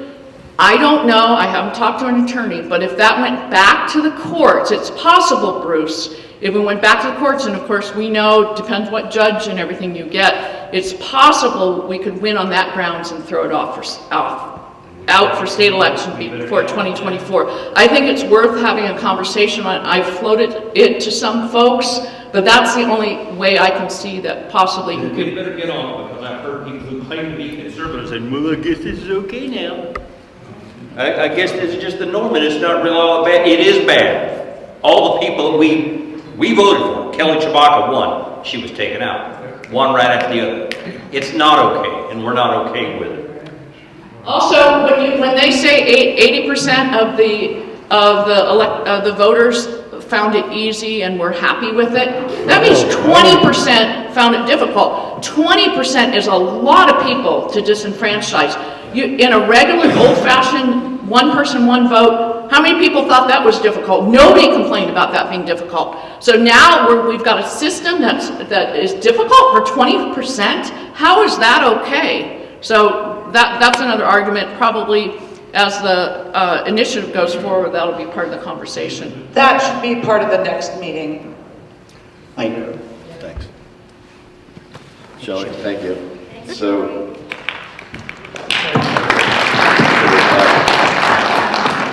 I do want to get out of here no later than 1:15, 1:30, so. well, I ain't talking that long. You're throwing stuff at me, lettuce and tomatoes. I've just got a couple points, I'll answer questions. Bruce, I will tell you right now, and I'm going to be, for our gentleman in the back, a little more hardcore. I know Shelley is a warrior too. She was correcting me because we were having names for each other and trying to figure out, Thor, Maverick, we're going to call each other three amigos going with the big Mexican hats on like a movie from the 80s. But the one thing I'll tell you right now is I'm not going to stand for lies. And Shelley's being very gracious in how she's saying it. I'll tell you flat out, they're lying about us. They're including our colleague from up here in the mat. So if some of you are having him call you, because I know he is, and telling things about Shelley, saying we're untrustworthy, we're hard to work with, he's doing it to my constituents. That is unacceptable. You know why it's unacceptable, folks? Because they're saying that's what we're doing. And they've been doing it to us for months. They're blaming us for the very things they are doing and using it as an excuse to be able to go out and have their binding caucus and have the power. That's what they're doing. What Shelley's saying is correct, is that we're going to try to take the high road and not get groveled down into that mix, right? So we would appreciate the people calling them out when they do this stuff, right? Because we got to try to figure out how to work. I agree with Mike, and he said at the town hall, every district is different. I'm okay with that. That's why I said the Big Ten comment for Ron, because Ron's in the middle of this fight. I'm okay with it. That's who they send. All right, that's who I got to work with. The problem I have is that they're not okay working with us. Why? Because we stood our ground. That's the reason. The reason we're out is not because we're hard to work with. I could start naming personalities right now that everybody knows that person is a jerk, screws people over, stabs them in the back, manipulates their power, is a terrible person to deal with. I could name you 24 of those right now. It is not because we're hard to work with or that we don't get along with everybody. Baloney. I almost got the election, a good portion of the election bill passed, you know how? Working with 3 Democrats. I didn't get it past the Republican-controlled finance table. Am I hard to work with? No, I'm not. Shelley, give me a break. Rob's a nice guy. No, we're not. You know why? Rob got the phone call from our Matt Suk colleague. And the first question that came out of his mouth was, are you willing to join if there's a binding rule? And he's out there telling people right now that, oh, we don't have a binding caucus. Baloney. Yes, you do. Because the question, right, to Rob Myers in the very beginning was, would you join if there's a binding caucus? And now they're going out and saying, well, we don't have a binding caucus. Really? You think Bert Stedman is going to work without a binding caucus after the last 2 years? Give me a break, folks. So, while we're going to take the high road and not get down into names of saying, you know, bad person, they're terrible, whatever, what I am not going to do, folks, is sit back and have spears thrown at us and have our character impugned, have people lying about us, have our own Senate colleague up here calling my constituents and telling things that are certainly not true, trying to cover for their own actions. I got news for you, folks. Be a man, step up, and say, I did this. Take ownership of it. Fine. I'm okay with that. So that's the anger side of me coming out there, because I am angry about that. I don't like being lied about. Let me tell you a couple points here on the election, because I've been listening a lot. I know Shelley was at a couple conferences. David's been embroiled over here in his own, fighting for his political survival, because this case, by the way, folks, is probably a national level one. If you haven't noticed, they picked on Alaska as a cheap date. That's why they did SB 91 up here years ago. That's why I'm speaking louder, sorry. I see him got his ear cup there. And ranked choice voting, jungle primary. Why do they do that to us? We're cheap. 700,000 people, you can spend a couple $1 million, you can get some stuff done and go, look, it works in Alaska, you can take it across the country. They're doing it right now in Colorado. Michelle's brothers and sisters all live there, right now. They're also doing SB 91. They did it a couple years ago. Dean Williams, I think I've told you that before, Department of Corrections Commissioner from back in the day here 5, 6, 7 years ago. Guess what? He's in Colorado. Because I talked to the House Republican Minority Leader years ago, was asking me questions about it. I said, don't go there. But their very left governor brought him down and they're doing it. Oh, no. There's many countries, God help them, states. So the problem with Alaska is we are cheap and we're outspent. The Constitutional Convention, right? I mean, I know not everybody supports it, I get it, maybe some people here don't. But we were outspent, the numbers they say about 100 to 1. It was a lot more than that, folks. And the reason I'll tell you that is because unions were opposed to it. Strongly opposed to it. And as I have to say every time for the microphone, I'm in a flippin' union. I'm not anti-union. I'm anti some of the union leadership and what they do with the politics and their money and how many of them are thugs. I got a problem with that. I don't have a problem with unions. They're there to protect workers if they're doing that, but not all of them do. All right? So I know where the trouble is with that. But they outspent us, and the unions go out, they were doing it. We watched them do it, folks. They were going out and they had all their workers come in, we'll tell you how to fill out the ballots. Come in, we'll tell you what. They were sending out flyers. That stuff isn't accounted for in our APOC, in our reporting. That's for free, folks. So it was way more than 100 to 1. For every dollar we had to spend for the Constitutional Convention for it, more than $100 were spent to oppose it. Tell me how many times you turned on the radio and you didn't hear some kind of, it's dangerous, the cats and dogs are going to live together. So my point, folks, you go back to, you're asking why in a lot of these cases? We're outspent. We're outmanned. We're outgunned. Ron's not wrong. We are. They got free labor, the unions do. They were sending out people picking up ballots. They were sending out people bringing them in and telling them, fill out your ballot. Here's who you vote for. How do you counter that? You guys are activists. You're working. It's tough, right?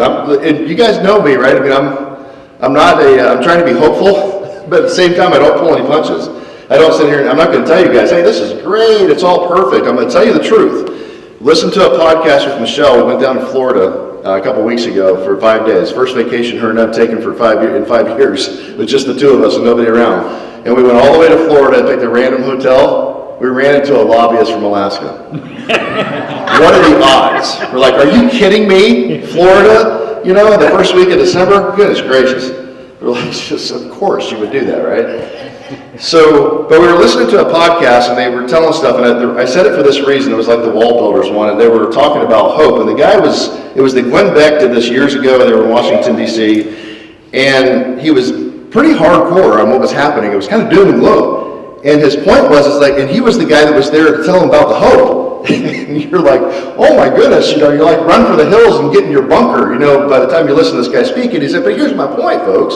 If you don't know what you face, if you don't know what the battle looks like, what's really happening, the truth, how can you have hope? Because then you're on false hope. Oh, you think everything's fine when it's really not, and then you're disappointed. He's like, it's better to know what's happening so that you are really prepared for the battle, and then your hope is that we overcome it. But you have to know the truth. So why did we lose some of these things? Did you notice the words that were used, and this came out of some of the data from this election, that what were the big issues, right? We all know it. Inflation is killing us. Price of gas and food. Crime is terrible, right? The war in the Ukraine, the abortion. There's all these things that were happening that were big issues for conservatives and Americans, even across the aisle. But what did you hear from the other side, who outspent us 5 to 7 to 1, again, and raised 2 to 3 times as much as Republicans or conservative candidates across the nation? Across the nation.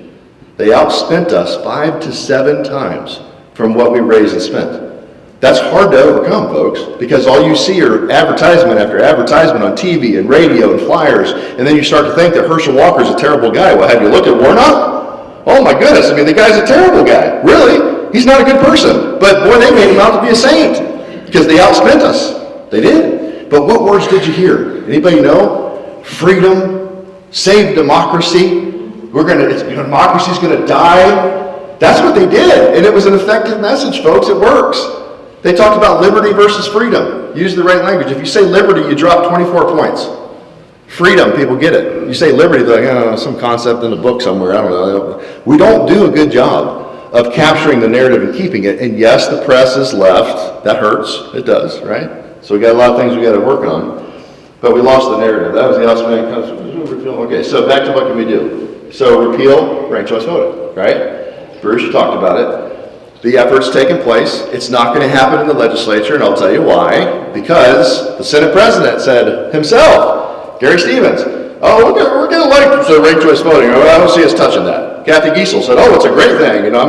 This is not dogging anybody. I'm just telling you right in the press. I read what they said. Oh, this is great. People like it. I don't know what poll. Shelley and I'm going to get her and Rob and I to spend some office account money, and any others that want to join in, and we're going to do a poll of our own and see. I don't believe, folks, that a poll of 80% of Alaskans approved of ranked choice voting. I'm not buying it. I don't know what poll they took and who they got. My joke is they went to the Alaskans for Better Elections office that did this, and they polled them. And they all said, yeah, even 2 of them said it was bad, right? So I don't buy it for a second. We're going to get better data. But repeal ranked choice voting has to happen, or you're going to lose this state.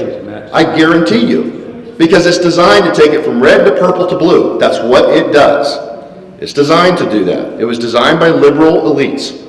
I hate to say liberal because they're left of that. Give money to good candidates and your time. They still need it, folks. Michelle and I ran this, and we had a pretty tough campaign this time around for those that were paying attention. It wasn't an easy one, and I told people since then they didn't know that I was also doing my captain upgrade at FedEx, so that night I was studying and doing sims and traveling back and forth to Memphis. I had my check right in Memphis the night before the election on the 8th of November. Flew all night, got back here, got in the truck, and went and waved signs all day. We were pulling 19, 20-hour days for 3 months. I was exhausted. I still don't think I'm caught up yet for this. The people don't know how hard it was. And here's the point. You know how many volunteers we had helping us regularly? 2, 3 or 4, maybe, really, that were there. And people say, I'm going to help out, I'm going to do stuff, but then the candidates are there mostly by themselves doing this. And I'm not throwing spears at anybody, but at the same time, I told you, I'm not going to pull punches. If you want to see change, where are you? Are you at the events? Are you holding signs on street corners? Are you giving your money, your hard-earned money to people and helping them? Because it's not cheap. We're still in debt from this campaign, and we got a lot of help from people this time. Because that's what we had to do to win. And we were willing to suck it up, right? So you need that. I would not, and I know Ron may yell at me for this one after the meeting, I don't give my money to the party. I give it to the candidate. Why? I don't want them to get their little paws on it because I don't know what they're going to do with it. I don't, and I'm sorry if they don't like it. I'm not pointing at Ron. I'm not pointing at Ron because of the party. That's not what I'm saying. I give my money to the candidates. I experienced this personally. I am the only candidate in the state of Alaska that the Republican Party decided to give money to his Republican opponent. And that money was supposed to be to help incumbents. And then they gave money to a senator up here, not Shelley or me, so you might figure the other. They gave them some in Fairbanks and others who were doing fine. Didn't need the money, and they gave it to them. But yeah, how little help did we give to Mia Costello? I'm talking as a party. And she lost to Matt Clayman, a far left socialist, really. Yeah, I mean, he is. He's a far left guy. He'll tell you that. He'll smile about it. So, and then Shelley kind of mentioned this. She didn't steal my thunder. I'm glad she said everything she had. It's allowed me to talk to other stuff because there's so many things that are going on, folks, but the church has to be involved. And you don't have to be and I'm saying this in a church, you don't have to be a Christian to be moral necessarily. I think the moral underpinnings matter of Christianity because Michelle and I are Christian. But you don't have to be a Christian or go to church to be involved and to want to have good leaders. But I'm telling you right now, when I look at this nation that still says it's Judeo-Christian and half of Americans still profess to be Christian, I got news for you, most of them are sitting it out. They are. The church is sitting this one out, folks. And if the church does not get involved, and I've been saying this for years, talking to pastors, and some of them are getting involved and asked them, let us come up and talk. 2 or 3 minutes. Not partisan, not go Republican or Democrat, but get involved. Hold your officials to moral, ethical standards, which really are biblical standards, right? Judeo-Christian principles, but get involved. And the church is mostly sitting this out. Do you know what ranked choice voting was designed to do as well? I will tell you this, I've been accused, you've heard of being like a white supremacist and a racist. Why? Simply because I filed election integrity bills. It's bogus, it's garbage, but you attack the messenger if you can't attack the message, right? You destroy people. That's what they're doing to Shelley and Rob and I right now, folks. They're trying to destroy us and our character just like they're doing to David, because if they do that, then their message is okay. They win. They destroy conservatives, they shut us up. Kevin McCabe, just like David, is being sued right now to shut him up. So that as a conservative, he cannot block people. I've been told I'm going to be sued next. I won't be surprised if I'm sued before this session is over. Why? Because I block people. Not because I disagree with them, because they were using vulgar language. They were violating page standards. They were making false accusations, slander and libel, written in the spoken word. Things that you can't do, even to an elected official. But the church needs to get involved, folks. We need you to, because that's how we're going to win this back. And I guess the last point I'll make for a couple questions, since I took my 13 minutes there, is that, there's two unique things about Alaska besides ranked choice voting. The binding caucus is one of them. You guys have heard enough of it, so I won't speak, and Shelley did a good job, because you guys know I've been on a crusade for that for 5 years. Didn't have it in the Senate the last 2 years. Of course, it's back, so you win some, you lose some. But that really, at the end of the day, that is a ethical conundrum for us.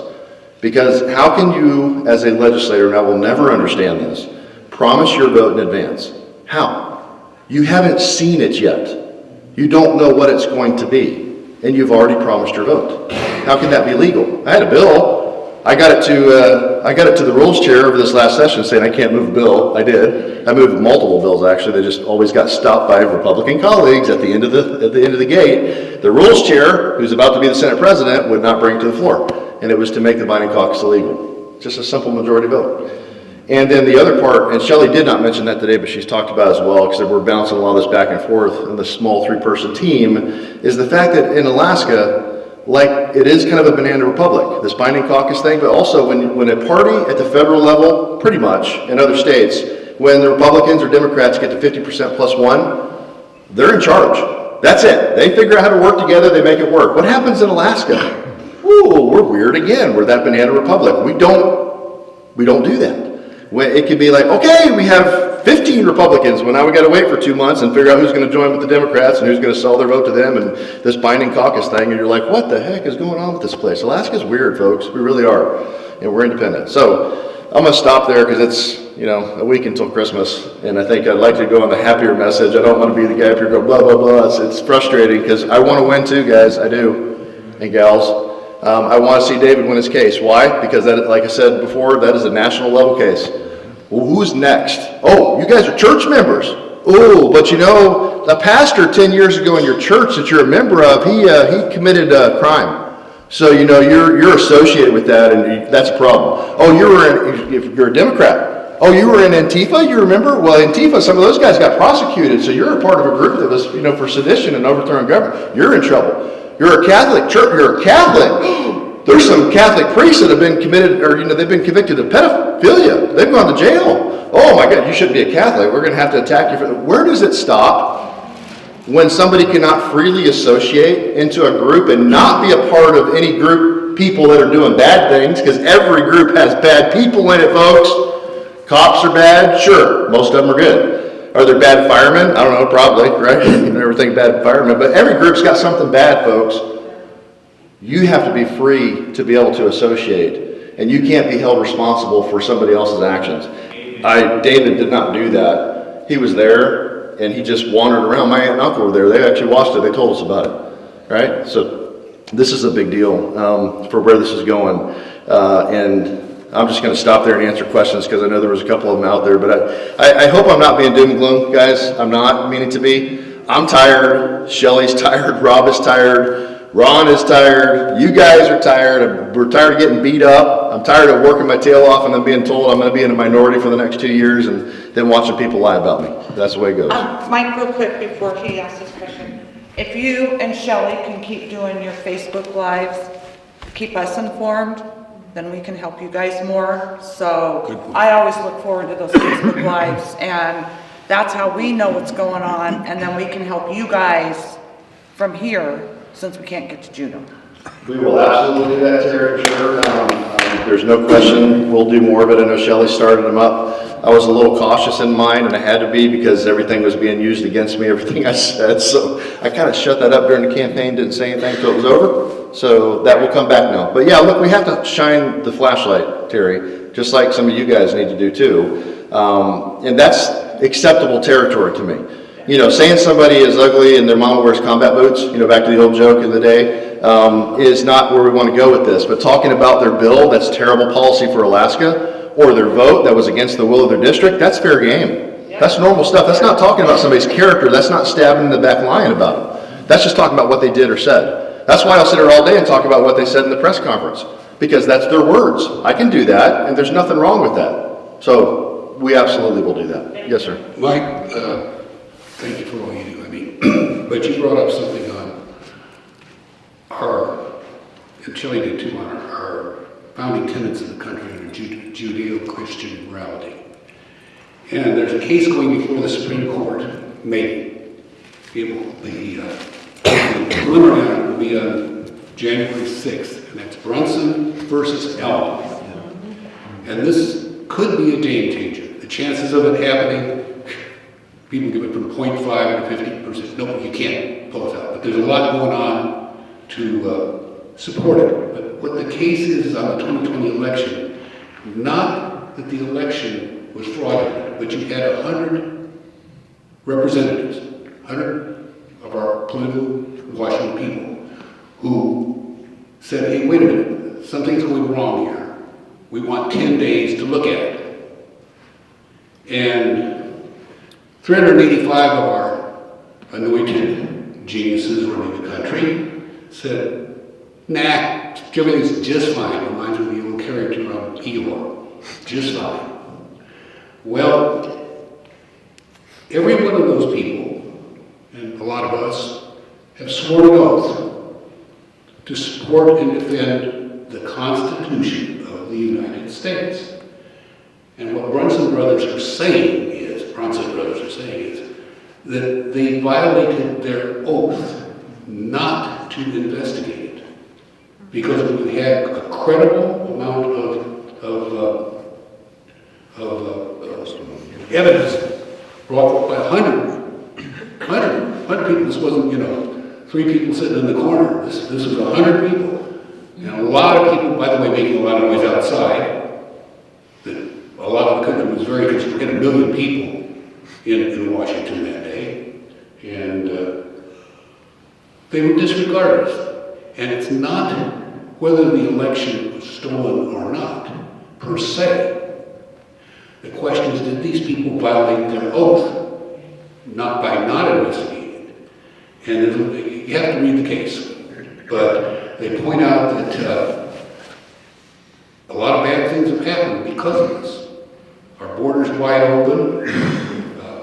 And now some other things coming. I think they're going to influence the case. This whole Twitter thing. Haven't been involved. We just found out now, by the way, there's evidence, not 100%, that the CIA was instrumental in killing President John F. Kennedy.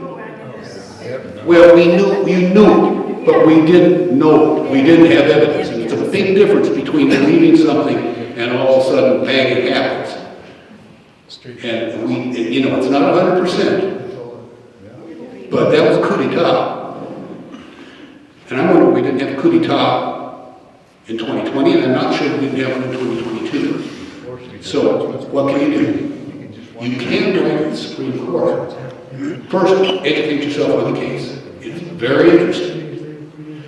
Will it happen? I don't know. Will they take it? We don't know. We'll know on January 6th if 4 Supreme Court justices agree to take the case, then it will go before the court. So we're not there yet.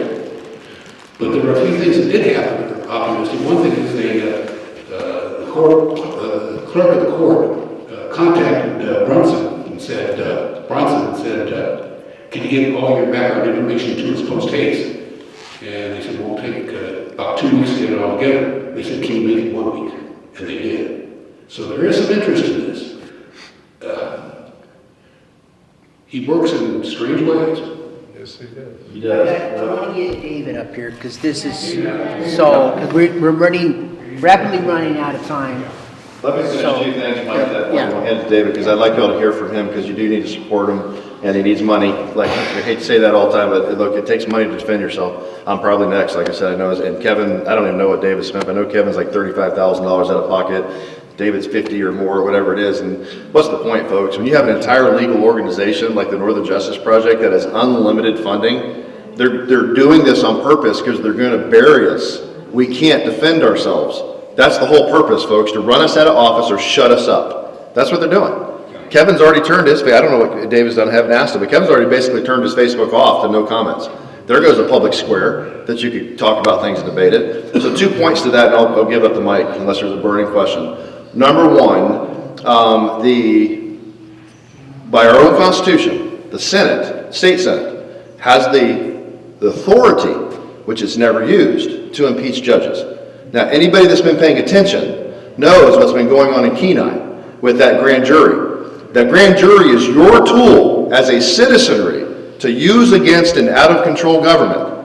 And it was looking at things and trying to do some things, and there's a whole lot of stuff going on, and I'm not going to even talk about it here because I'm privy to some of it, talking with folks about some of it. Even some people on the left are upset about it, because that's the tool. Tell me the last time that we impeached a judge that made a decision that may have done something that was incorrect, or at least investigated by a grand jury. It's happening right now, and they're trying to shut them down. All right? Until the Senate does something and maybe takes one of those judges and puts them on notice by looking at its own investigative powers, it's never going to happen, right? So that's one thing that we probably should be looking at and thinking about and how we're going to do things. There is well, I was going to talk about the Twitter stuff, but you kind of beat me to that one with what's happening for this, folks. There is information that is coming out. If there's any doubt in your mind that we were not censored, that we were not suppressed, oh my goodness, it's all there. I'm seeing people coming up on Twitter that I haven't seen for 2 years. Dozens of people that I used to follow, that all of a sudden now their feeds are up again. James Wood said, I've got 100,000 followers. Ben Shapiro, 1 million followers in the last 3 weeks have come back. Michelle and I used to talk about Facebook. I used to do 6,000 or 7,000 people on my Facebook Lives. I'm lucky if I get a couple hundred people looking at them now. I don't think they stopped watching, folks. I think they shadow banned me and said, squash him. He's too conservative. We know who that guy is. Take him out, right?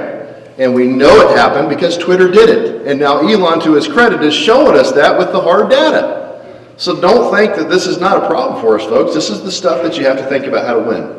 And get engaged on it. And get on Twitter. I know it's Instagram and Twitter and Facebook and a lot of the young kids doing it. But guess what, folks? If you're in the retired community or you got time or resources, get involved. Fire that up. Make an avatar. Make yourself Thor. You know, give yourself a cool name. Get on there and start doing this stuff. So I'll stop there unless there's one more burning question, or I'll talk after. Michelle and I will stay. There's time here. But thanks, folks. The battle's not over. I want to be more encouraging. I will be more energetic as the year goes on. I think I'm just tired, so I don't need to be down today. But there is hope.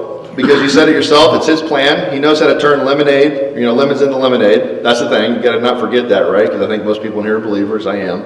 I understand that. So I'm not giving up hope. I'm just, you get frustrated because you want to win. And you see us, it feels like we've gotten beat, but there's reasons for that and we can adjust, and we'll need to readjust our battle plan. Okay? I'm done. Thanks, Mike.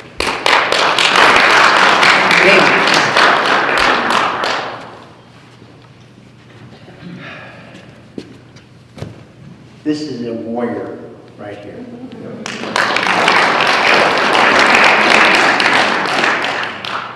So I come from a conservative district. I grew up in a conservative part of California, Orange County.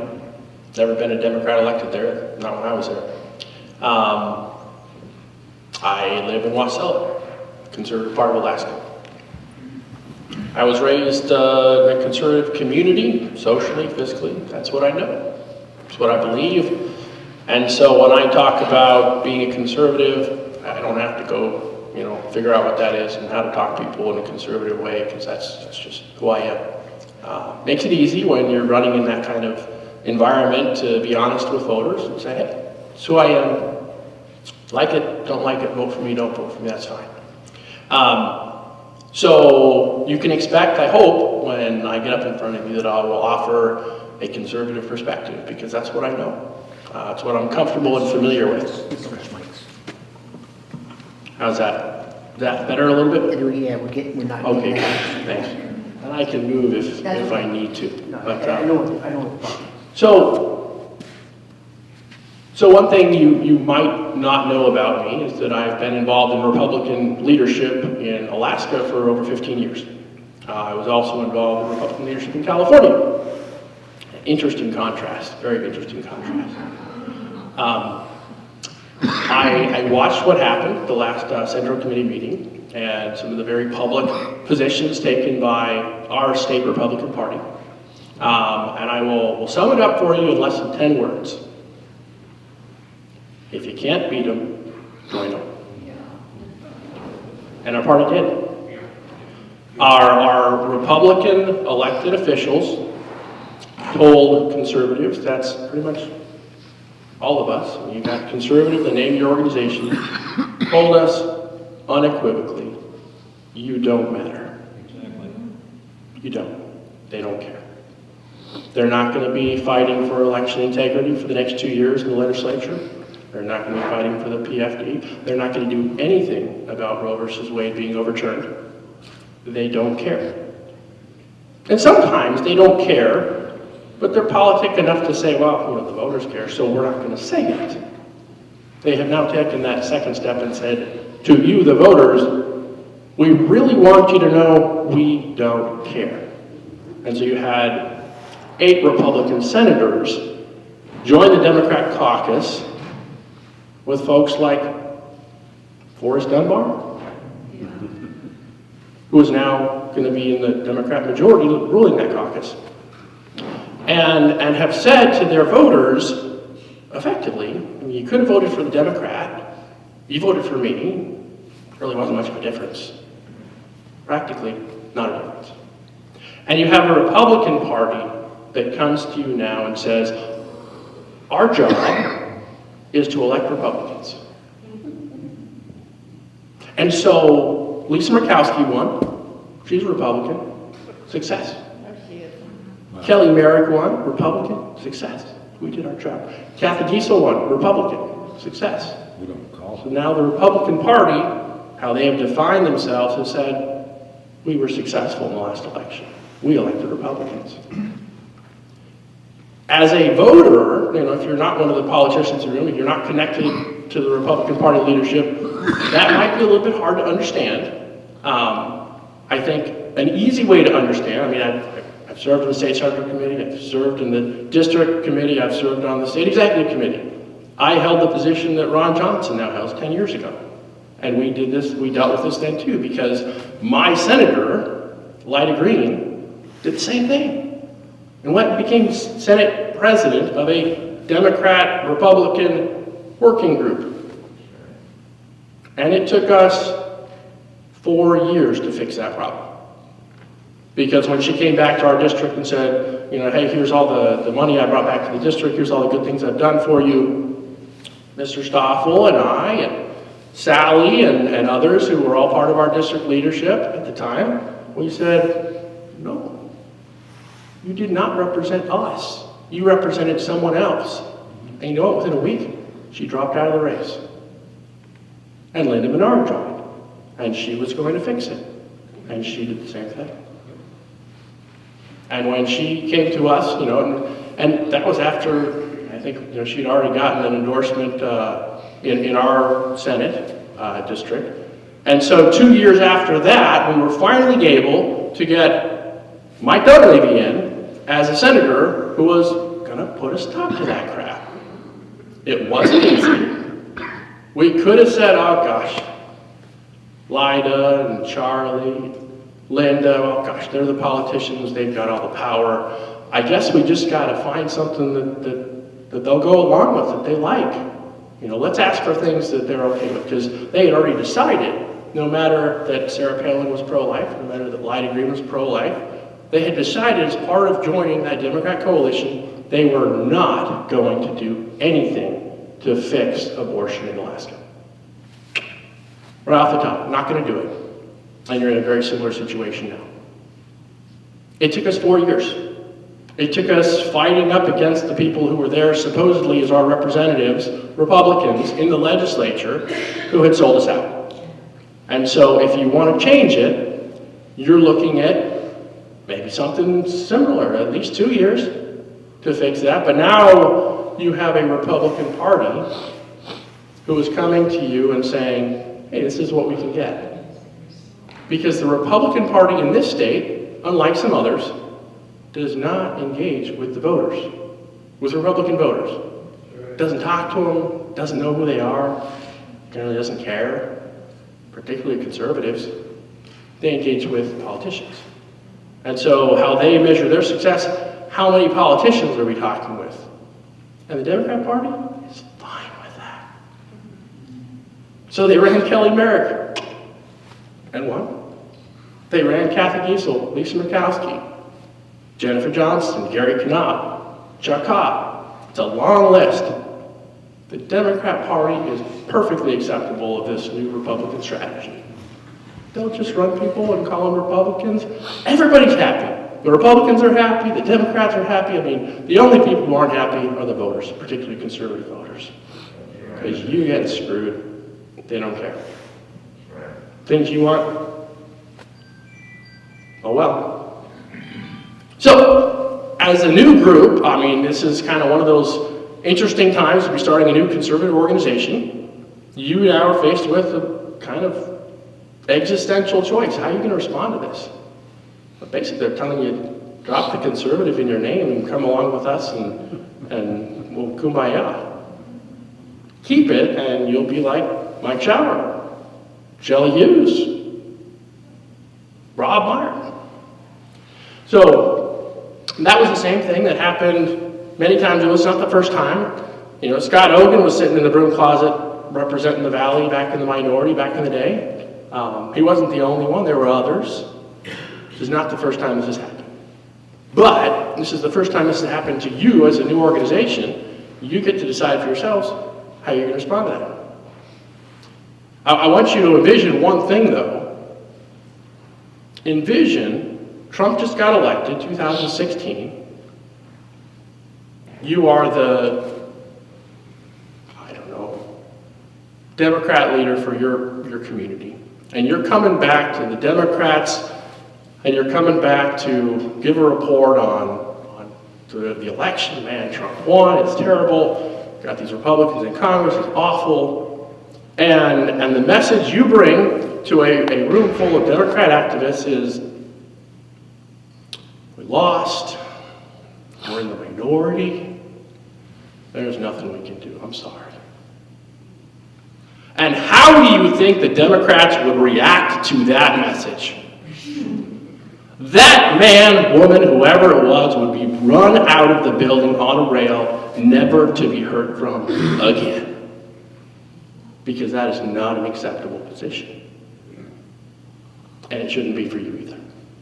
It shouldn't. So I am here fighting a very different fight. I'm not in the next legislature yet, officially, because I've got a judge that says that, well, he wants to decide if the voters in my district should have the final say or if he should. That's a new idea. And so we're on day 5 of the trial. That was yesterday. We'll start day 6 on Monday. And what is at stake is a lot more, like Mike was saying, it's a lot more than District 27 and who's going to be the legislator there. And I'm not talking about who's the majority in the House. I mean, that's obviously important, but that's not what this is fundamentally about. What this is fundamentally about is, are conservatives going to be third-class citizens in this state, if not the rest of the states as well? And that is the argument being put forward by the opposition, by their attorneys, by Randall Kowalski officially as the representative in the case. And so how do we legally make conservatives third-class citizens? Well, let's go back to 1955, language from 1950 that was entered by the Democrats at our state convention into the Constitution to keep communists out of government. And let's redefine conservatives as communists, and then let's apply it to them. So if you, or any of your fellow citizens, want to exercise the right to go to a political event that the left doesn't like, with a speaker that the left doesn't like President Trump, for example, you, by virtue of being conservative, equals communist, are now an enemy of the state. That's what we're looking at. And for 8 months last year, that was the campaign that the Democrat Party and others launched against me personally and my district. Because I went to Washington, D.C., and I heard the president speak. And that was so offensive, so fundamentally un-American, so fascist, that I could no longer represent my district in the legislature. And they held hearings, and they had campaigns, they had letter writing, they had emails, they had phone calls, they had petitions, they got their website still up about how we need to fix democracy so that this can never happen again. Nothing to do with Oath Keepers, by the way. They hadn't hacked the Oath Keepers website to know who was in Oath Keepers yet. They hadn't doxed all the Oath Keepers. And Oath Keepers was never a political decision for me. That was something over 10 years ago I did. Wasn't really a part of anything. There weren't any meetings to go to. No Alaska chapter of Oath Keepers. Just a personal decision I made. I'm going to keep my oath. Glad to join another group of organization of people who are willing to keep their oath. Hopefully encourage me to do the same. So literally nobody knew that I was an Oath Keeper, because it didn't matter. So all they had was, I went to D.C. and I heard the president speak. And I'm a fascist and I need to be kicked out of the government. And the votes for me in the last election need to be completely overturned. And that was before I was even sworn in. That was after the election, before I'd even sworn in, I needed to be kicked out of government. So, here we are now. Now they've added, yes, you went to D.C., you need to be kicked out of government, and you were an Oath Keeper, you definitely need to be kicked out of government. All right, we're going to overturn your election. We're going to make sure that all of the Oath Keepers in Alaska, hundreds by the way, are now third-class citizens. You can maybe vote, but definitely not for somebody that reflects your views. You can not be in government. You can not run for office. You're a third-class citizen. And when have we seen this before in history? Well, you start by taking segments of the society and you say, and you can't, hold office, you can't be in government, you can't be in the medical field, you can't this, you can't this, one at a time. Martin Niemöller is well known for his poem where he said, first they came for the socialists. And I wasn't a socialist, and I didn't speak up. This is Martin Niemöller, Christian pastor, Nazi, swore the oath to Hitler, war veteran from World War I, very popular in his day, ended up in a concentration camp all the same. Because at a certain point, he realized what Hitler was doing to the Christian church in Germany, and he opposed it. And so, having been through that, having been hero, you know, Hitler's best friend kind of thing politically, all that stuff, he's saying, first they came from the socialists. Man, I didn't care about them. I wasn't one of them, not part of them. And then they came for the trade unionists. I definitely wasn't a trade unionist. And then they came for the Jews. I wasn't a Jew. And then they came for me. And when they came for me, there was no one left to speak for me. So here they come for the Oath Keepers. Do I have a lot invested in the Oath Keeper organization? No. Back 2010 or thereabouts, I joined a bunch of organizations, Taekwondo organization, Veterans of Foreign Wars organization, Oath Keepers, U.S. Chess Federation. And all of them had lifetime memberships. I said, hey, okay, I'm kind of young. Might as well get a lifetime membership if I want to be involved in any of these groups, you know, ever in the future, and why pay dues for years on end. And that was pretty much it. They sent me some emails. Never got invited to do anything because there wasn't anything to do. Never met anybody in the organization because how would you? But because of that, because I was on an email list from 2000, you know, over 12 years ago now, that is enough to decide that my serving in government, my running for office, is incompatible with the Constitution. And I'll tell you, they hate the Constitution. There is a reason, back when you go back to the 1950s, the height of the Cold War, when they entered into the congressional record the goals of the Communist International Movement. And one of those goals was eliminate the oath to the Constitution. It's on the list. You can go back, you can find it. It's in the congressional record. They hate the Constitution. They hate taking the oath to the Constitution. They hate that I took that oath when I was in the Army. They hate that Mike took that oath when he was in the military. You know, my first time taking the oath was actually in 1995. I was in high school. I was basically a student position on our state Republican, our county Republican Central Committee. And that was a government position. And so under the laws of California at the time, I had to take the oath to swear, you know, support, defend the Constitution. And at that moment, I became an oath keeper. Didn't need any group to tell me that, you know, the oath was important or I needed to keep it. But I have been since that time. And of course, when I entered the legislature, they made me do that again, because in the Constitution itself, the federal Constitution, it says every member of government, at the federal level, every legislator, even at the state level, every governor, every judge in a state has to take an oath to the Constitution. And you know, they brought in these experts from interesting places like Nebraska to testify about who the Oath Keepers are. They'd never met an Oath Keeper, they'd never talked to one. But they are telling the court, you know, for basically the benefit of the whole country, who the Oath Keepers are, you know, how evil and diabolical they are. Anyways, how, you know, by virtue of what I believe, I must be fascist and a white supremacist and anti-Semite. Oh, it's a long list.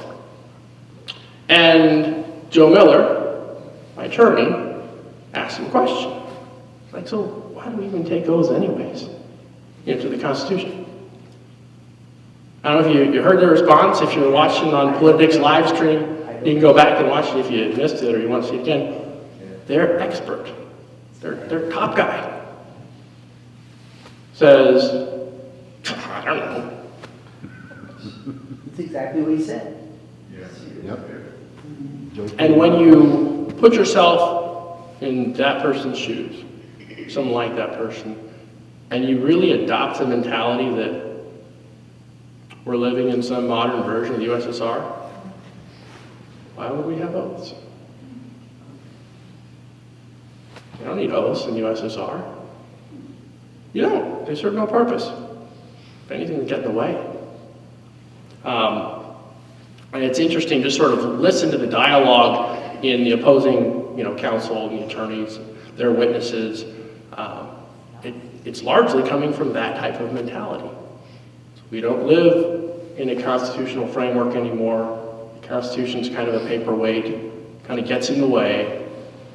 And oh, by the way, if you defend the Constitution, you're getting in the way too. So that's where we are. That's the front line today.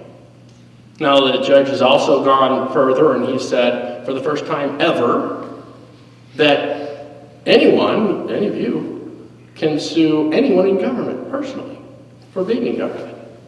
For getting elected, for running for office, you can now sue me personally. And drag me into court, make me and my family pay for it. And you can do that because there's a thing in the Constitution that says, you can't be a communist in government. So we got to make sure those, not communists in government, maybe I might be one of them, so you sue me. And now the division of elections, if there's, if I'm running on the ballot, like folks were saying, now it needs to make a decision about whether or not I'm loyal enough to the government. And if they decide in their own subjective opinion that you aren't sufficiently loyal to the government, then, man, you can't be on the ballot. No way. That would undermine the Constitution. So, that's the proposition. Another part of the proposition is, and you'll find in this case, if you look in all the details, and documents are on the website for those interested, since you now have the right to sue me personally, you also have the right to dig through all of my personal communications, going back however many years.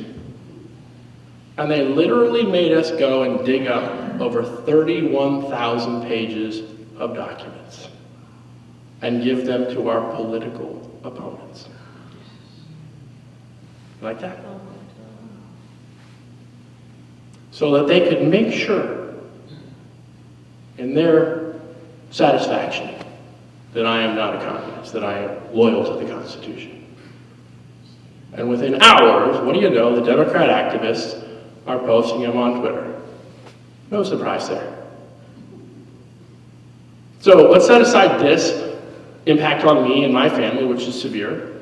Basically like being a human brake pad, being worn down, dollar by dollar, hour by hour. I'm away from my family, away from my constituents, away from solving, constituent problems that people continue to bring me, because that hasn't stopped. I'm still a legislator, still trying to do my job there. Let's set all that aside and now talk about the impact on conservatives running for office in the future. They don't want you to run for office. They certainly don't want you to win. If you do win, they're threatening to file a lawsuit against you. If you do get into the legislature, then they'll, grab the Democrats and say, hey, we're going to hold hearings and maybe kick you out of the legislature, so why bother? Why bother running? Why bother winning? Why bother serving? They don't want you to run. And if you do run, you can look at this kind of treatment, so don't. How do you think that's going to impact politics and our government for the next 10 years in Alaska? Not to mention the rest of the country, in Alaska. How many good people, men and women, who should be serving in our government, who should be running for office, who should be involved, who might be serving now and we're going to decide, like Laura Reinbold, I'm being sued, can't afford it, time, money, so forth. And that's part of why she's not running this year. They're suing her. And there's, a large price tag involved. You can read on our website about some of the details. And if you are going to frustrate their agenda, if you're going to stand up for the Constitution, if you're going to stand up for the Constitution in government, whether it's a police officer, whether it's a firefighter, I've been there, whether in the military, as a legislator, state employee, they are going to make your life difficult. And that's what they're trying to do right now. That's what this judge is facilitating by this trial going forward and whatnot. And so it doesn't, I mean, it matters the outcome of the case, obviously. It matters to me personally. It matters for the precedent. But just by virtue of the Democrat Party, one of the two major parties in our state, publicly in their state newsletter, making these arguments and effectively saying, you need to overturn the election that we lost of our political opponent in the Matsu Valley for political reasons. That is, that red line that you don't cross, that's them jumping over it and saying, game on. So that's where we're at. And they did that, and now it's turned into a lawsuit. Now you got folks on their side like Scott Kendall saying, hey, it sounds like a good thing. We need to maybe do this more often. So, practically speaking, it's very expensive to fight this fight. What happens if I decide tomorrow that, I'm done and give up, or my attorney, Joe Miller, decides tomorrow that, he's got to go deal with other cases or other issues? They win. And now the precedent has been set for whatever period of time, both in the Matsu and in Alaska and in the United States, that conservatives, by virtue of our affinity to the Constitution, deserve to be third-class citizens. That's where we're at. The ability to go to DC and attend a political event, you can be punished for that. The ability to petition your government for redress of grievances, also in the First Amendment, you can be punished for that. The ability to join a group to defend the Constitution, well, you can be punished for that. That's, I think, what Mike is hinting at. This is bigger than just me or my district or Matsu. So, with that as the context, whether you're here in the room or whether you're listening online, we need your support. I am here on your behalf to defend your rights, whether you're a part of the Oath Keepers or not, doesn't make a difference to me. Whether you served in government like Mike and others, or you didn't, doesn't make a difference to me. All of our rights are at stake. And they have crossed that line and said, we're willing to attack publicly your rights. Your right to vote, your right to hold office, so forth. I guess I could exaggerate and say it's worse, but it's hard. I mean, that's a hard proposition. When you are willing to publicly attack your political opponents that you ran against and lost in the last election and say, we want a judge or we want other legislators to overturn that election and make it go the way we want for political reasons because we don't like that person's politics, yeah, that has more to do with what's going on in places like East Germany in history and Soviet Russia than the America that we know and love. So I have enough donation envelopes for each of you to have one. If you have $1 or $2 or 200,000, that would be great, to support us and make it so that I can pay Joe, because right now I don't have enough money to pay Joe. I mean, we spent almost all of our campaign money on the lawsuit. We didn't have any money for the campaign left, much less time to go door to door. That didn't happen. We were in court. When we weren't in court, we were preparing for the next day's court. We were going down to Anchorage and being deposed by their attorneys, with a picture of Che Guevara hanging over my head. I had Che on my right, I had a different picture of Che in front of me, and a different picture of Che behind me. They really like Che and other communist revolutionaries. That's who we're dealing with. If you're online and I can't give you an envelope, please visit davidlegal.org. Make a donation. We need the help. Please let your friends and relatives know that someone is coming after your rights. And if they're an American, their rights too. and encourage them to help us fight this fight, get the evidence that we need to get into the record, get the witnesses that we need to into the trial, get the experts forward. We've got some good ones. I'll tell you, the good ones don't always come cheap. We really appreciate your help and your prayers. And if you see my family on the street or at Fred Meyer, please be kind to them because they're getting beat up right now. And from my 2-year-old to my wife, we're all feeling the stress and not getting a lot of sleep, and it's hard. I won't hold back. It's hard. Hard on our marriage, hard on our kids growing up, hard on school. It's hard. So I'll just say that. That's what my pitch is. Do you have a question? Yes. Where is all this money coming from to fight you? It's a great question. I'd love to know exactly where it's coming from. I don't know exactly. We need to find that out. I do know that there are some very woke graduates of West Point that kind of put themselves together in a group to go after Trump when he was elected, to go after anyone in his administration. And they wrote a letter in the Frontiersman talking about back, a year ago now, how I needed to be kicked out of office. Because election integrity is so important, they needed to overturn mine. They're kind of conservative though, huh? Or kind of? Not so much. Not so much. Not so much. Well, they kind of start out there with that organization. Huh? No, the group I'm talking about is just for the left. And so it's 1:13. I want to get out of here by 1:30. What I wanted to do is not going to end up happening right now because we're just running out of time. Mike? Yeah. Very quick question, and it's a quick answer from David, but it's important.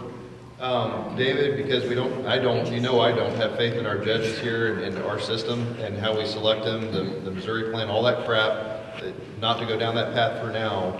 Is there any federal nexus at all so that if we fail in this state, knowing what we're up against, the court case and the judiciary in Alaska, to go to the federal courts where we might find friendlier judges that will rule on the actual Constitution and not on activism?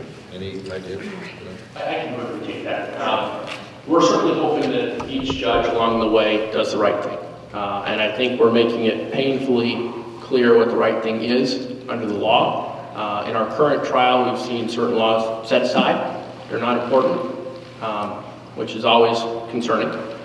But whether we find that relief here at the state level or with a federal judge, the decisions being made today will impact, could certainly impact police officers and sheriffs in other states who might have some affinity with Oath Keepers or support or even in this case, just defending the rights of individuals to be innocent until proven guilty.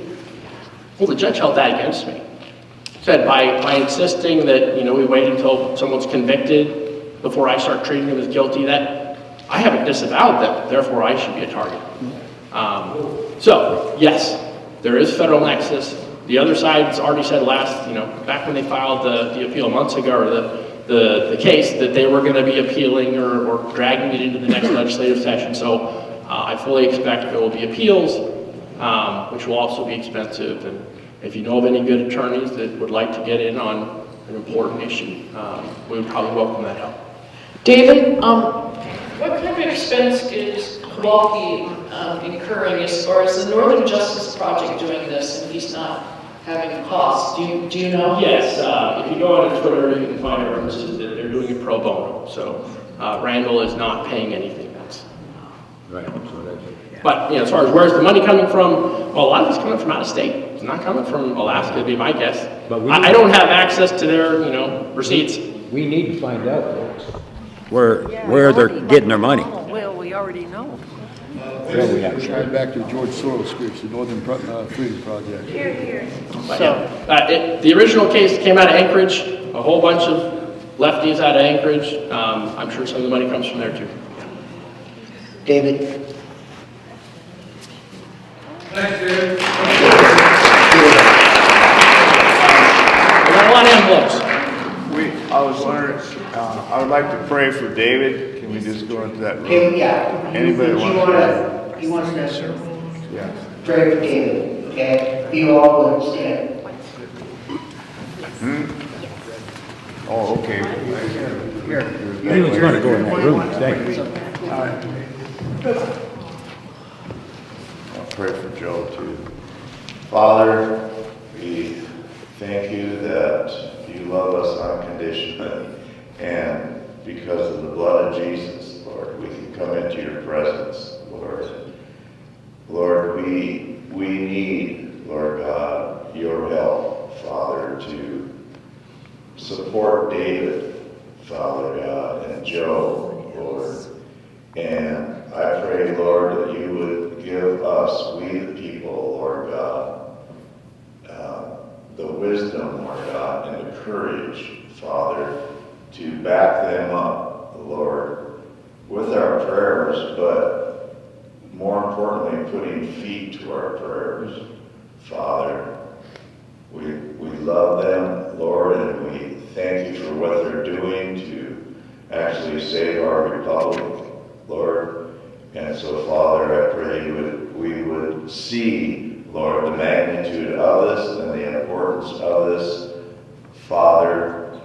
And I do pray, Lord, that we would be able to bless our enemies, Lord, and Lord, and extend mercy to them and forgiveness to them as you instruct us to do. But it's going to take you, Lord God, in us to do that. So God, help us, Lord, to do that. In Jesus' name, amen. Amen. Okay, here we are, we're running right up against the time. 30 seconds. Go ahead. 30 seconds. On